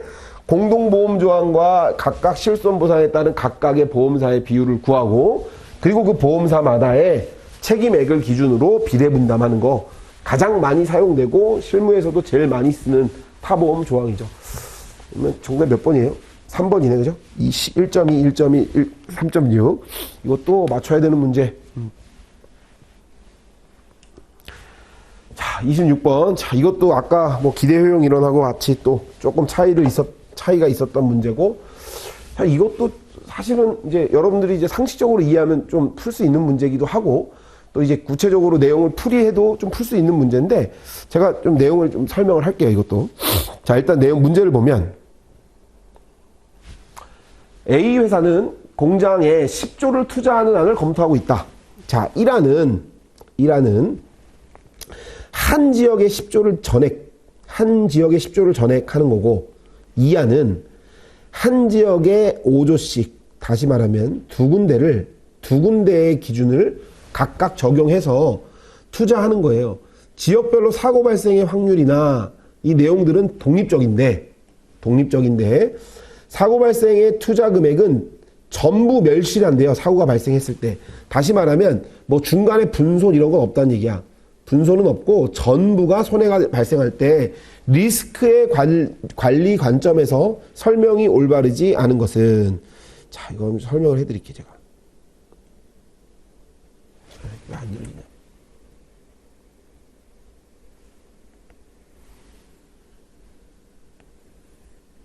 자, 일단 이걸 풀려면 뭐부터 봐야 되냐면, 기대 손실을 좀 이해해야 돼요. 기대 소득이라고도 하고, 기대 손실이라고도 하고.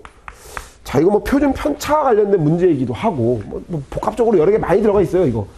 하나씩 좀 설명을 해줄게요. 안부터. 일단 1안은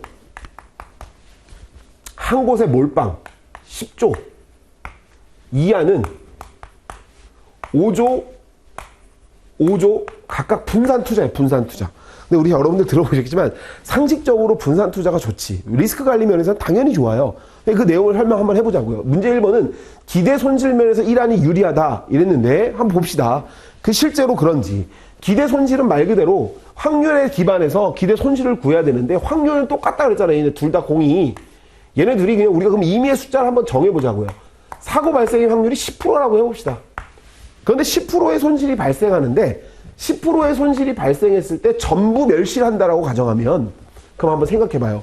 10조를 기준으로 사고 발생의 확률이 10%일 때 얘의 기대 손실은 어떻게 되냐면 10조가 될 확률이 몇 프로예요? 발생이 10%니까 발생하지 않을 확률은 90%야, 90%. 0.9 더하기 0이 될 확률은 몇 프로예요? 10%예요, 이게. 이게 0.1. 그럼 이거 없어지고 기대 손실은 얼마예요? 산출을 가져가잖아. 9조. 산출상 그냥 기대 손실은 10%의 확률일 때 9조예요, 9조. 자, 이게 왜 10%가 나왔냐? 그냥 임의의 수를 넣은 거예요. 왜? 여기에 주어졌잖아. 사고 발생의 확률이 독립적이고 동일하대요. 모르니까 일단 계산을 해보려고 하는 거예요. 동일해요. 그죠? 그러면 기준상 9조야. 그럼 이것도 해봐. 2안, 이건 1안이 아니야. 2안이지. 2안의 기준으로 기대 손실. 일단 15조일 때 이게 A 지역, 이게 B 지역이라고 가정합시다. 그러면 A 지역일 때 A 지역의 손해가 날 확률은 똑같이 10%인 거예요. 각각 독립적이고 동일하다 그랬으니까.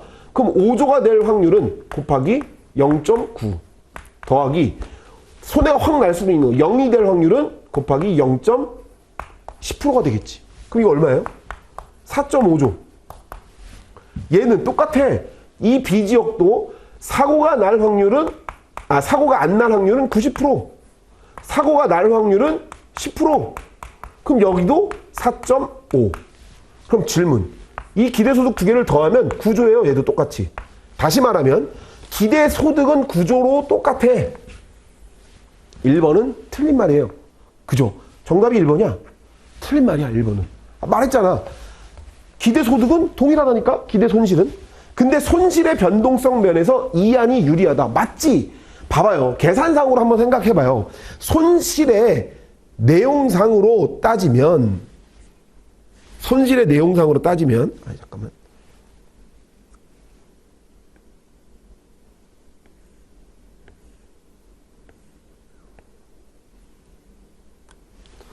손실의 내용상으로 따지면 얘의 기준으로 얘는 한 곳에서 하나가 발생해요. 이해됐죠? 무슨 말인지? 근데 얘는 두 곳에서 분산돼 있잖아요. 변동성이 당연히 A는 발생할 수 있지만 B는 멀쩡하면 4.5조의 손해밖에 안 생기는 거고 B가 손해가 났는데 A가 안 생길 수도 있잖아요. 그러면 기준상으로는 얘네가 훨씬 더 변동성에서 이안이 유리하지. 맞는 말이에요. 3번 최대 손실의 발생 확률은 1안이 더 크다. 최대 손실의 발생 확률은 1안이 크다. 이건 왜 맞는 말이냐면 얘의 발생 확률은 10%예요. 최대 손실은 뭔데? 10조가 다 손해를 입을 확률. 아예 손해가 나가지고 0이 될 확률은 10%라고요. 이해됐나요? 무슨 말인지? 당연하잖아, 상식적으로. 자, 10분의 9, 10 곱하기 9는, 90%는 사고가 발생하지 않을 확률이에요. 그럼 사고가 발생할 확률은 10%라고 동일하다고 가정했을 때 10억이 다 손해날 확률은 10%야, 10%. 그럼 여기도 최대 손실의 금액은 얼마예요? 10조가 다 손해가 나야지. 그럼 10조의 손해가 다 날 확률은 어디에? 요만큼이에요, 이거. 다시 말하면 5조가 다 손해 나야 되고 또 5조가 다 손해 나야 돼요. 다시 말하면 10%의 확률과 10%의 확률 두 개가 같이 생겨날 확률 몇 프로? 1%야, 1%. 이거는 사실 뭐 공부 안 해도 알 수 있는 거잖아, 산수적으로. 경영학 공부하시거나 문구를 이해하면 풀 수 있는 거 아니에요? 1안의 확률이 더 크지 1안의 확률이 더 크지. 지금 봤잖아. 10%의 확률로 발생하고 여기는 10%의 발생이 10% 두 개가 나야 되니까 1%의 발생 확률이에요. 3번은 당연히 틀린 지문이지. 이거 뭘 고민해요, 이건. 자, 분산 지역의 수를 증가하면 동일한 신뢰도하에서 가능 최대 손실액을 축소시킬 수 있다. 말한 그대로죠. 넘기니까 최대 손실액의 기준들이 그 신뢰도 기준으로 분산하면 축소시킬 수 있어요. 비율적으로. 분산 투자라는 말이 여기서 분산시켜야지. 내용 이해되죠? 이거는 이게 표준 편차와 관련된 위험의 다수성과 관련된 내용들을 설명하는 과정들을 경영학적이나 이런 우리 이 기본 이론적 내용에 들어가는 부분들이에요. 이거는 제가 뭐 나중에 또 기회가 되면 한번 설명을 좀 더 디테일하게 해드릴게요. 그래서 이거는 1번이 틀린 지문이에요. 1번. 유리한 게 아니죠. 기대소득은 동일해요. 자, 그럼 기대소득 아까 얘기했던 기대손실면에서의 차이들은 이걸 이해하고 있으면 이걸 1번이라고 할 수 있는 1번이 이건 당연히 이게 틀린 지문이죠. 동일하잖아. 기대손실은 똑같아요. 9조씩. 그러면 확률이 만약 달라지면 당연히 기대 손실의 기준들도 달라질 수 있겠죠. 아까 제가 확률을 10%라고 가정한 것 뿐이니까. 그래서 이것도 맞출 수 있다. 몰라도 풀 수 있는 문제다. 조금 뭔가 생소해 보였지만 충분히 풀 수 있는 문제였다 생각합니다. 자, 27번. 다음 중 교통사고 처리 특례법상 12대 중과실에 포함되지 않는 것은, 이거 2차 준비하면 그냥 풀 수 있는 문제. 저도 뭐 교특법 설명 우리 2차 강의 시간 때는 많이 했는데 12대 중과실 부분들에 대해서 잘못 설명되어 있는 걸 말하는 거예요. 20km예요, 20km. 10km가 아니라. 그래서 이건 또 뭐 재물 공부하시는 분들은 교특법을 어떻게 봐요? 맞추게 못 봐요. 그런 분들은 뭐 어쩔 수 없어요. 그거는 뭐 이 부분까지 보아서 2차를 준비하라고 말할 수는 없는 부분들입니다. 그래서 이거는 1번. 신차하시는 분들은 당연히 쉽게 맞출 수 있는 문제. 28번. 다음 중 피보험 이익에 관한 설명으로 올바르지 않은 것은, 이거는 계약법적인 문제니까 풀 수 있는 거고 피보험 이익만 이해해도 풀 수 있는 문제예요. 피보험 이익은 여러 가지의 기능들을 두고 있는데 한번 봅시다. 여기 피보험 이익은 도덕적 위태를 감소시킨다. 맞아요. 3번. 피보험 이익은 손실 발생 시점에 반드시 존재해야 돼요. 맞아요. 피보험 이익은 손실의 크기를 측정하게 해주죠. 맞아요. 확정 가능성, 뭐 피보험 이익 자체가 있죠. 그리고 피보험 이익은 손해보상의 원칙, 실손보상의 원칙을 구현하기 위한 제도로 당연히 도박화를 방지하기 위한 도덕적 위태 감소와 맞는 지문이에요. 재물보험의 피보험 이익은 재산의 소유권자에만 포함된다. 아니에요. 동일한 목적물에 따라서도 피보험 이익은 여러 명에게 생겨날 수 있어요. 한 건물에 누군 임차인이 전세 화재 보험에 가입할 수도 있고 소유자가 화재 보험에 가입할 수도 있고요. 한 목적물에 대해서 다양한 피보험 이익이 존재할 수도 있어요. 따라서 여기서 그래서 피보험 이익의 기능과 관련돼서 설명할 때 피보험 이익은 보험의 개별화 기능을 한다, 이런 말이 나왔을 거예요. 제가 설명도 했을 거고, 여기 그 내용이죠. 여러 명에게 존재할 수 있어요. 한 명에게만 존재하는 건 아니다. 이건 계약법적인 문제이기도 하면서 손사이론에서도 다뤘던 부분, 반드시 맞춰야 되는 부분.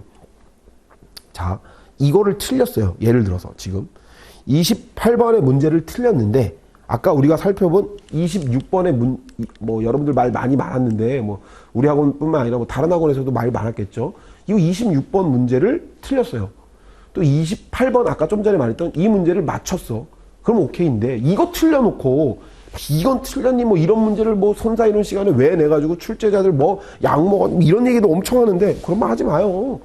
아니, 어려웠으면 다 동일하게 어려웠는데 내가 맞출 것도 제가 볼 때 좋은 문제들이에요. 아까 26번도 그렇고 논란이 있었던 문제들은 저는 개인적으로 나올 수 있는 문제들이고 되게 좋은 문제라 생각해. 오히려 막 구직급여 이런 거 있잖아요. 그런 거 가지고 막 뭐라 해도 되지. 그런 거 너무 범위가 넓잖아. 근데 그런 거다 한두 문제씩 늘 나온다 그랬잖아. 그런 건 제끼고 맞출 거 맞춰야지. 이런 28번 같은 문제 틀려놓고 그런 말 하면 안 돼요. 자격이 없다 이거야, 내 얘기는. 그런 비판의 자격이 없다 이거야. 자, 29번. 다음 중 보험 마케팅의 특성과 관련된 설명으로 올바르지 않은 것은, 자, 이것도 어디 시험에도 뭐 문제 나온 것도 아니고 마케팅과 관련된 문제를 설명하면서 보험 산업의 보험 시장의 특징들을 조금 이해해야죠. 그거 이해하고 학습하시고 전체적으로 이 틀이 잡혀져 있는 분들은 진짜 어렵지 않게 풀 수 있는 문제예요. 봐봐요.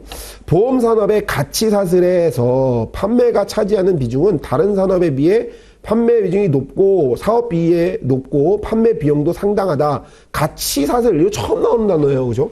경제학 용어인데요. 이것도 기업의 제품, 서비스를 생산하기 위해 원재료, 노동력, 자본 등을 결합하는 과정을 가치 사슬이라고 그래요. 근데 뭐 이것도 중요하지 않아. 다시 말하면 이런 거예요. 보험 산업 할 때 초기에 들어가는 추가적인 게 다른 산업에 비해서 비싸다는 건 뭐냐면 보험 계약의 판매 비용은 뭘까요? 설계사, 수당 이런 것들을 말하는 거예요. 설계사들 수당 이런 것들이 좀 많이 나가는 부분들이 맞죠. 비용에 비해 다른 산업에 비해 비싸긴 해. 그건 맞아. 그리고 보험 산업은 소비자가 자발적 수요가 다른 일반 상품에 비해 약하다. 맞아요. 배고프면 밥 먹어야 되잖아. 그럼 배고프다고 여러분 보험 들어요? 아니에요. 보험은 그 필요를 느껴야 돼. 근데 마케팅은 뭘 말하느냐면, 제가 이건 기본 강의 시간 때 막 엄청 주관적 위험 설명했죠. 불안감을 자극시켜주는 게 중요한 거예요. 내가 위험하다고 느끼지 못하면 보험 절대 가입하지 않는다니까. 보험 수요는 불안감이 있어야 돼요. 그리고 그 수요는 일반의 시장의 수요하고는 달라. 우리가 생각하는 일반의 수요하고는.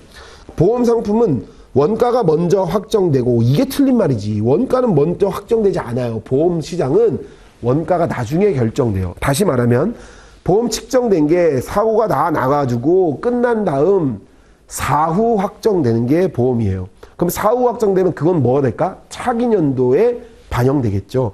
사후에 확정되는 거다. 차이가 있는 거죠. 보험 회사는 보험 마케팅을 수행함에 있어 소비자 보호 차원의 여러 가지 공적 규제를 받는다. 아까도 얘기했듯 공적 규제가 있잖아요. 보험사가 일정하게 어떠한 감독 기관의 규제가 필요한 경우들이 생겨난단 말이에요.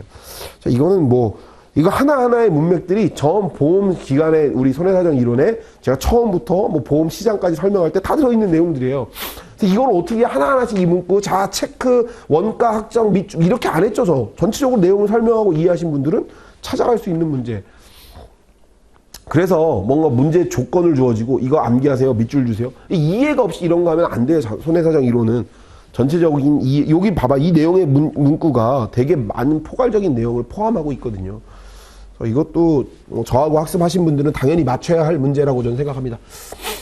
자 30번 자 다음 중 인공위성 또는 아주 특별한 공장이나 구조물이 충족시키지 못하는 보험 가능 요건은 자 일단 보험 가능 요건을 알면 이것도 어렵지 않게 1초는 아니 이건 조금 생각해서 이건 2초에 풀 수 있는 문제예요. 자 보험 부보 가능한 보험으로 감보할 수 있는 원인 일단 동질 다수의 리스크예요. 이게 제일 중요한 거지. 그 다음에 우연성이 있어야 돼요. 그리고 확정할 수 있어야 되고 그죠? 그리고 대재난적이면 안 돼요. 그리고 시장성이 좀 있어야 돼. 보험료가 뭐 1,000원 하면 보험 누가 들어 그냥 하지. 보험료가 또 20억 하면 누가 보험료 들어요? 쉽지 않아. 시장성이 있어야 돼. 자, 그러려면 첫 번째 이유 1번 나와있듯 보험 사고의 발생이 우연하고야 하고 고의성이 없어야 돼. 아까 말했던 우연성. 근데 우연성은 지금 위 사안에선 생겨날 수 있어요.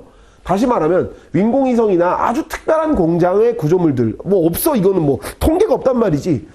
그러면 이런 것들은 사고가 나는 건 우연하게 생겨나. 인공위성도 올라가는데 일부러 사고 나나? 고의로 사고 낼 수도 있는 거지. 고의로 사고 날 수도 없죠. 이런 것들은. 우연성은 존재한다는 얘기지. 그럼 이건 문제가 안 돼요. 1번 요건은. 근데 왜 이건 보험으로 담보할 수가 없냐 이거잖아. 이거는. 충족시키지 못하는. 왜? 인공위성이나 아주 특별한 공장은 보험으로 충족시키지 못한단 말이야. 뭐냐 이거야. 뭐냐 그 조건이. 아까 얘기했던 우연성은 아니란 얘기예요. 그럼 두 번째 상당수의 동질 위험이 존재하여야 한다. 맞지. 동질 다수의 위험이어야 하는데 이 인공위성과 아주 특별한 건물은 동질의 위험이 많지가 않아요. 다수의 위험을 고를 수가 통계를 매길 수도 없지. 이걸 못 갖춘 거지. 이거를. 적법하여야 하죠. 손실을 확정하고 측정할 수 있어야 하죠. 이 요건들은 아니야. 그러니까 인공위성이나 아주 특별한 공장의 구조물들은 동질 다수의 리스크를 확보하지 못하는 거예요. 그래서 보험 가입할 수 없는 거죠. 조건의 부보 기준으로. 그래서 이런 것들은 보험 가입 못하냐? 할 수 있어요. 어떻게 하냐면 개별적으로 판단료율, 우리 공부하신 분도 아시겠지만 판단료율 직관으로 가입하기도 합니다. 근데 어쨌건 기본적으로 보험 가능의 요건을 충족시키지 못하는 거는 다수성, 동질 다수의 리스크를 확보하지 못하는 거예요. 2번이 정답입니다. 이것도 무조건 맞춰야 하는 문제. 자, 다음 중 31번 다음 중 보험료율 산정 방식 중 등급료율에 해당하는 것은 계속 이어지네 이거로. 자, 등급료율은 뭐냐면 일단 순보험료 방식과 손해율 방식이 있습니다. 보통 등급료율 방식과 순보험료 방식은 우리 계산 문제로 많이 출제가 됐었죠. 근데 계산 문제 순보험료 방식은 아까 풀어본 문제 중에 하나 나왔는데 순보험료 방식 그러니까 손해율 방식은 시험 문제 안 나왔어요. 근데 매번 시험 문제 손해율 방식 관련된 계산 문제가 출제됐었거든요.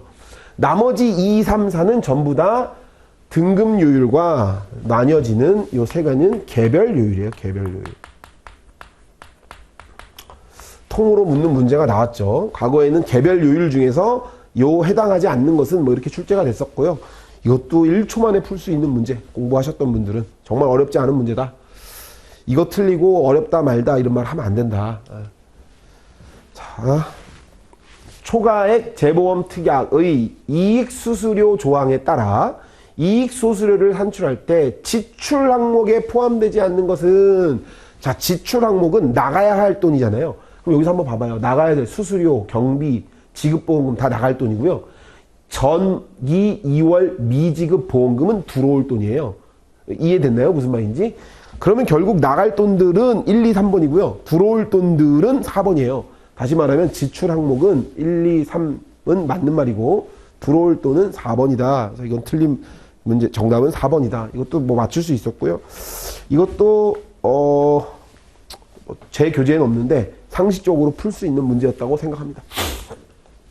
33번. 다음 중 보험업법상 보험회사의 자산운용의 원칙이 아닌 것은, 자, 이것도 제가 뭐 기본 강의시간때 피토하게 설명했던 거고 1초 만에 풀어야 하는 문제. 그리고 업법에도 실제 보험업법 104조인가? 이게 규정하고 있을 거예요. 어떻게 두고 있냐면 일단 보험 자산운용은 보험자가 왜 자산운용의 원칙이 있어야 돼요? 뭐 이거 상식적으로 또 이걸 이해할 수 있어야지. 보험자가 받은 돈은요, 보험료는 내 돈 아니에요. 사고 났을 때 피보험자들이나 수익자들에게 지급해야 할 돈들이잖아요. 근데 이걸 막 쓰면 안 되지. 일정한 원칙을 두고 있어야지. 그래서 첫 번째 뭔 기준을 두고 있냐면 안정적으로 운영해야 돼요. 막 이것저것 막 하면 안 되지. 당연히 안정적 자산에 넣어야 되고 수익도 조금 발생시켜야죠. 투자 수익이 생겨나야 될 거 아니에요. 그죠? 그리고 공익에 관련된 거여야 돼요. 막 수익률이 좋다고 막 점크펀드에 넣고 맨날 뭐 수익률이 좋다고 막 스포츠 토토 하면 안 돼요. 예. 공공이익이 있어야 돼. 그리고 유동성 있게 관리해야 돼요. 유동성 있게 관리한다는 건 돈이 된다고 부동산에 몰빵 투자해가지고 나갈 수, 유동성 위기 뭐 이런 얘기들 보험사 요즘 기사에 여러분들 들어보셨죠? 유동성 위기가 오면 안 되잖아요. 유동성 위기는 줘야 되는데 줄 돈이 없는 거야. 묶여서. 이러지 않게 관리하라는 얘기예요. 해당되지 않는 게 뭐예요? 적정성. 당연한 건데 이건 문구는 없어요. 보험업법의 기준에. 2번이 틀린 지문. 이것도 1초 만에 풀어야 되는 문제다. 34번. 자, 손해보험업의 보험 종목 전부를 취급하는 손해보험회사가 질병 사망을 담보하는 재산보험 상품을 개발하는 경우 이 상품이 갖추어야 할 요건으로 올바르지 않은 것은 세 가지의 요건을 두고 있습니다. 만기가 80세 이하일 것, 만기의 환급금은 납입보험료 합계 범위 이내일 것, 보험금액의 한도는 개인당 2억 원 이내일 것. 2, 3, 4번은 맞는 말이고 1번은 조건에 해당돼 있지 않아요. 1번이 틀린 지문입니다. 3보험 공부하신 분들, 업법을 이해하신 분들은 풀 수 있지만 손해사정 이론에서는 다루지 않았던 문제예요. 그래서 이건 혹시 뭐 만약에 준비가 안 되신 분들은 틀려도 된다. 틀려도 큰 문제 안 된다. 아래에 설명하는 보험계약 조항은 이거는 교재에도 있고요. 뭐 교재에도 그대로 있는 특약이고 많이 몇 번 출제됐던 문제고, 그리고 뭐 제가 핵심 정리 문제에서도 그 뒤에 넣었던 조항이에요. 이 만일 조항인데요. if 문구, if 조항이에요. if 조항. 이거는 뭐냐면 보험계약 효력 발생의 조건으로 만약 보험계약상의 일전 조건이 충족되지 않으면 보험계약의 효력이 발생하지 않는다는 조항으로 만약 어떤 조건들이 나타나면 계약을 무효로 합니다. 이것도 그거예요. 보험계약의 특별한 조건을 위배하거나 위반했을 때 효력을 종결시키는 조항. 위 경우 일단 종결된 보험계약의 효력을 다시 살리기 위해서 새로운 보험을 체결하는 것이 통례이다. 교재에 있는 내용 그대로 나온 거니까 이것도 맞춰야 하는 문제다. 도로 상태가 좋지 않아 발생한 교통사고로 자동차가 파손되어 수리비를 지급하였다. 다음 중 해자드, 위태에 해당하는 것은, 자, 위태를 이해해야죠. 이것도 너무 기초적인 문제. 그리고 이건 뭐 그냥 1초 만에 풀어야 되는 문제. 근데 이거를 이해하고 설명하려면 상당 시간이 소요되는 문제. 이 뭐 간단하게 설명한 위태, 이거 위험 상태의 줄임말이에요. 위험 상태. 자, 이거 뭐 설명하려면 리스크부터 다 설명을 해야 되는데 그거 다 설명하기 너무 어렵고, 일단 위태는 이거 자체가 손해가 생기는 건 아니에요. 손해 발생 확률과 손해가 발생했을 때 그 크기를 높이는 게 이 해자드예요. 그럼 그 기준으로 한번 봐보면 교통사고가 발생했다는 건 이건 페릴이에요. 사고가 발생한 거잖아요. 자동차가 파손했다? 손해가 로스가 생긴 거예요. 수리비를 지급했다? 돈 준 거예요. 로스가 생긴 거예요. 그런데 도로 상태가 좋지 않아서 뭐가 발생했다? 교통사고가 발생했고, 교통사고가 발생해서 손해가 생긴 거잖아요. 다시 말하면 도로 상태가 좋았다면 어떨까? 사고 났을 수도 있겠지. 그렇지만 그럼 도로 상태가 정상적이었으면 사고가 안 날 확률이 훨씬 높았겠죠. 당연히 아까 얘기한 대로 해자드는, 이 위태는 사고 발생의 확률과 손해가 났을 때 손해의 크기를 높이는 거란 말이에요. 여기서의 해자드는 1번이다. 이거는 뭐 그냥 기초, 아주 기초 중에 기초. 이거 틀려놓고 손해사정 이론 출제 범위가 어떠니 저러니 이런 말 하면 안 된다. 무조건 맞아야 되는 문제다. 37번. 리스크 관리 기법에 관한 다음 설명 중 올바르지 않은 것은, 리스크 관리 기법 중에서 여러 가지 관리 기법들이 있는데 여기에 설명은 좀 두 가지로 구분돼 있어요. 일단 여기는 뭐 어떤 걸로만 나오냐면 손실 예방과 손실 방지가 나와요. 이것도 매년 시험에 출제되니까 이건 뭐 강조했었던 거고요. 개인용 전열기 사용 금지는 손실 예방에 해당한다. 맞아요. 화재의 기준으로 한번 이해해봐요. 개인으로 다 쓰고 있는 이 난로나 이런 뭐 히터나 이런 것들은 쓰지 않으면 당연히 화재의 위험이 줄어들겠죠. 그 얘기는 뭐냐면 손실을 예방하는 거예요. 맞는 말이야. 그럼 건물 내 스프링클러 설치는 손실 예방에 해당한다. 스프링클러가 있다고 화재가 안 나요? 화재가 나. 그럼 난 다음 뭐 하는 거야? 스프링클러로 화재의 크기를 줄이는 거지. 다시 말하면 이거는 예방, 방지 같은 말이잖아. 이 예방과 방지, 손실 경감이지. 손해가 발생은 하는데 이거를 낮춰주는 거라고요. 이해됐나요? 무슨 말인지? 예방이 아니라 이건 경감이야, 경감. 줄이는 거라고. 건물 내 소화기 비치는 손실 경감이다. 맞아요. 소화기 있다고 사고가 안 나나? 방지되는 건 아니잖아요. 사고가 났을 때 손해의 크기를 줄여주는 거지. 이게 맞는 말이죠. 그죠? 건물 공사 시 내연재 사용은 손실 경감에 해당한다. 맞아요. 이것도 손실 경감은 아까 말한 것처럼 사고가 나면 줄여주는 거란 말이에요. 근데 내연재를 한다고 화재가 안 나지는 않잖아요. 났을 때 줄여주는 거지. 그래서 2번이 틀린 질문이다. 이것도 무조건 맞춰야 된다. 자, 제가 봐봐요. 무조건 맞추는 문제 지금 한 20개 넘을걸요. 그죠? 20개 넘게 내가 계속 20번 넘게 맞춰야 되는 문제.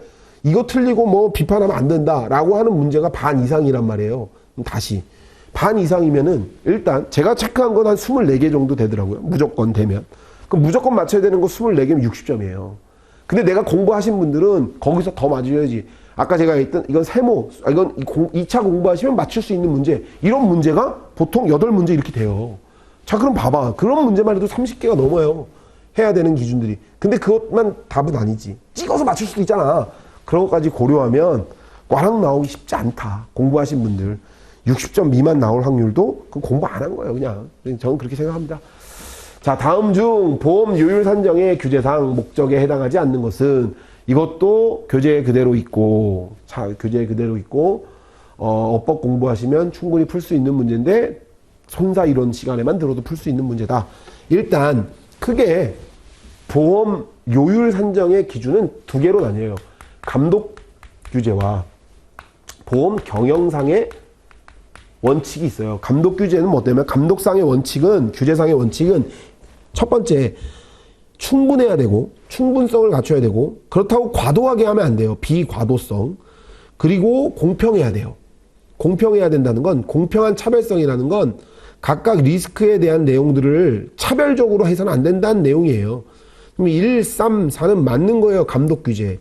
그러면 보험 요율의 안정성과 탄력성은 감독 규제가 아니라 이 경영상의 원칙이에요. 경영상의 원칙은 안정성, 신축성, 손실 통제, 단순성 이렇게 네 가지를 두고 있거든요. 그러면 안정성과 신축성, 탄력성 같은 말이에요. 신축성과 탄력성이 같은 말이고, 이거는 경영상의 원칙이다. 이것도 1초 만에 풀어야 되는 문제, 무조건 맞춰야 하는 문제다. 그 다음에 39번 국민연금에서 지급되는 노령연금의 기본연금액을 결정하는 요인으로 올바르지 않는 것은, 이건 어떻게 보냐고. 이건 틀려야지. 틀려. 이건 뭐 맞출 수가 없어요. 공부하신 분들 이걸 국민연금을 공부할 수도 없고요. 그죠? 그리고 이것 때문에 뭐 많이 나오는 문제도 아니기 때문에 이거는 틀려도 된다. 근데 내용을 보면 전체 가입자의 소득 수준, 가입 기간, 본인 소득 수준을 가지고 기본연금액이 설정돼요. 부양가족 수는 해당되지 않습니다. 그래서 2번이 틀린 지문이고, 이런 문제는 찍어라. 이것까지 손사이론 시간에 2024년도 과정 때도 나는 안 할 거다. 이런 건 제껴도 상관없다. 40번 마지막 문제입니다. 다음 중 실손보상의 원칙과 직접 관련이 없는 것은, 이것도 무조건 맞춰야 하는 문제. 실손보상의 원칙을 구현하기 위한 제도는 크게 4가지죠. 피보험이익. 아까 우리 문제 피보험이익 별도로도 나왔어요. 두 번째, 시가를 보상하면 돼요. 세 번째, 여러 가지 보험들이 있을 때 여러 개 중복되는 보험들을 어떻게 보상할 건지에 대한 규정이 있으면 되고요. 보험자 대위는 내가 줬는데 돈 주고 이걸로 이득 생길 수 있는 것들은 내가 회수해 올게.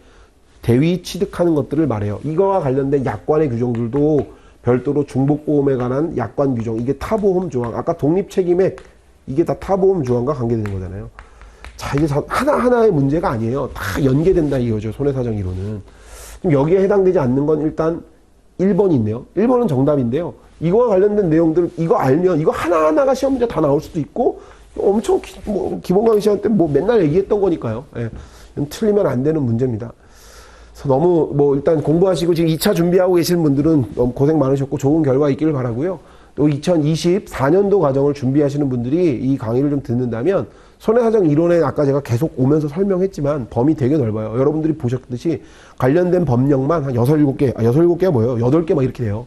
이런 것들 문제들을 다 볼 수 없다. 하지만 제가 이건 무조건 맞춰야 되는 문제, 이거 모의고사 때 그대로 됐던 문제, 교재에 그대로 있는 문제, 무조건 맞춰야 되는 문제가 제가 여기 체크해보니까 24개에서 26개 되면 돼요. 이런 것만 맞춰도 합격하는데 전혀 문제되지가 않다. 전체적인 총평을 하자면 극강의 문제는 아니었습니다. 올해 문제는. 제가 볼 땐 전년도와 평이했고요. 아주 어려운 시험은 아니었다고 전 개인적으로 생각하고요. 근데 이제 중요한 부분들, 전체적인 개념을 이해해서 풀어야 할 문제들이 몇 문제가 있었다. 2024년도 준비하시는 분들 잘 준비하셔서 범위를 절대 넓혀서 할 수 없습니다. 기초적인 보험 이론과 보험계약법을 병행하면서 학습하시고 또 2차 위주로 학습을 하시면 그냥 얻을 수 있는 문제들도 상당수가 있다. 이렇게 준비하시면 좋을 것 같습니다. 2년이 돼서 같이 수업을 들으시는 분들은 또 저랑 같이 공부하시고 듣는 이유가 여러분들 다 신체손해사정사를 합격하기 위함이잖아요. 그래서 준비하시는 모든 분들 좋은 결과 있기를 바랍니다. 고생 많으셨습니다. 감사합니다.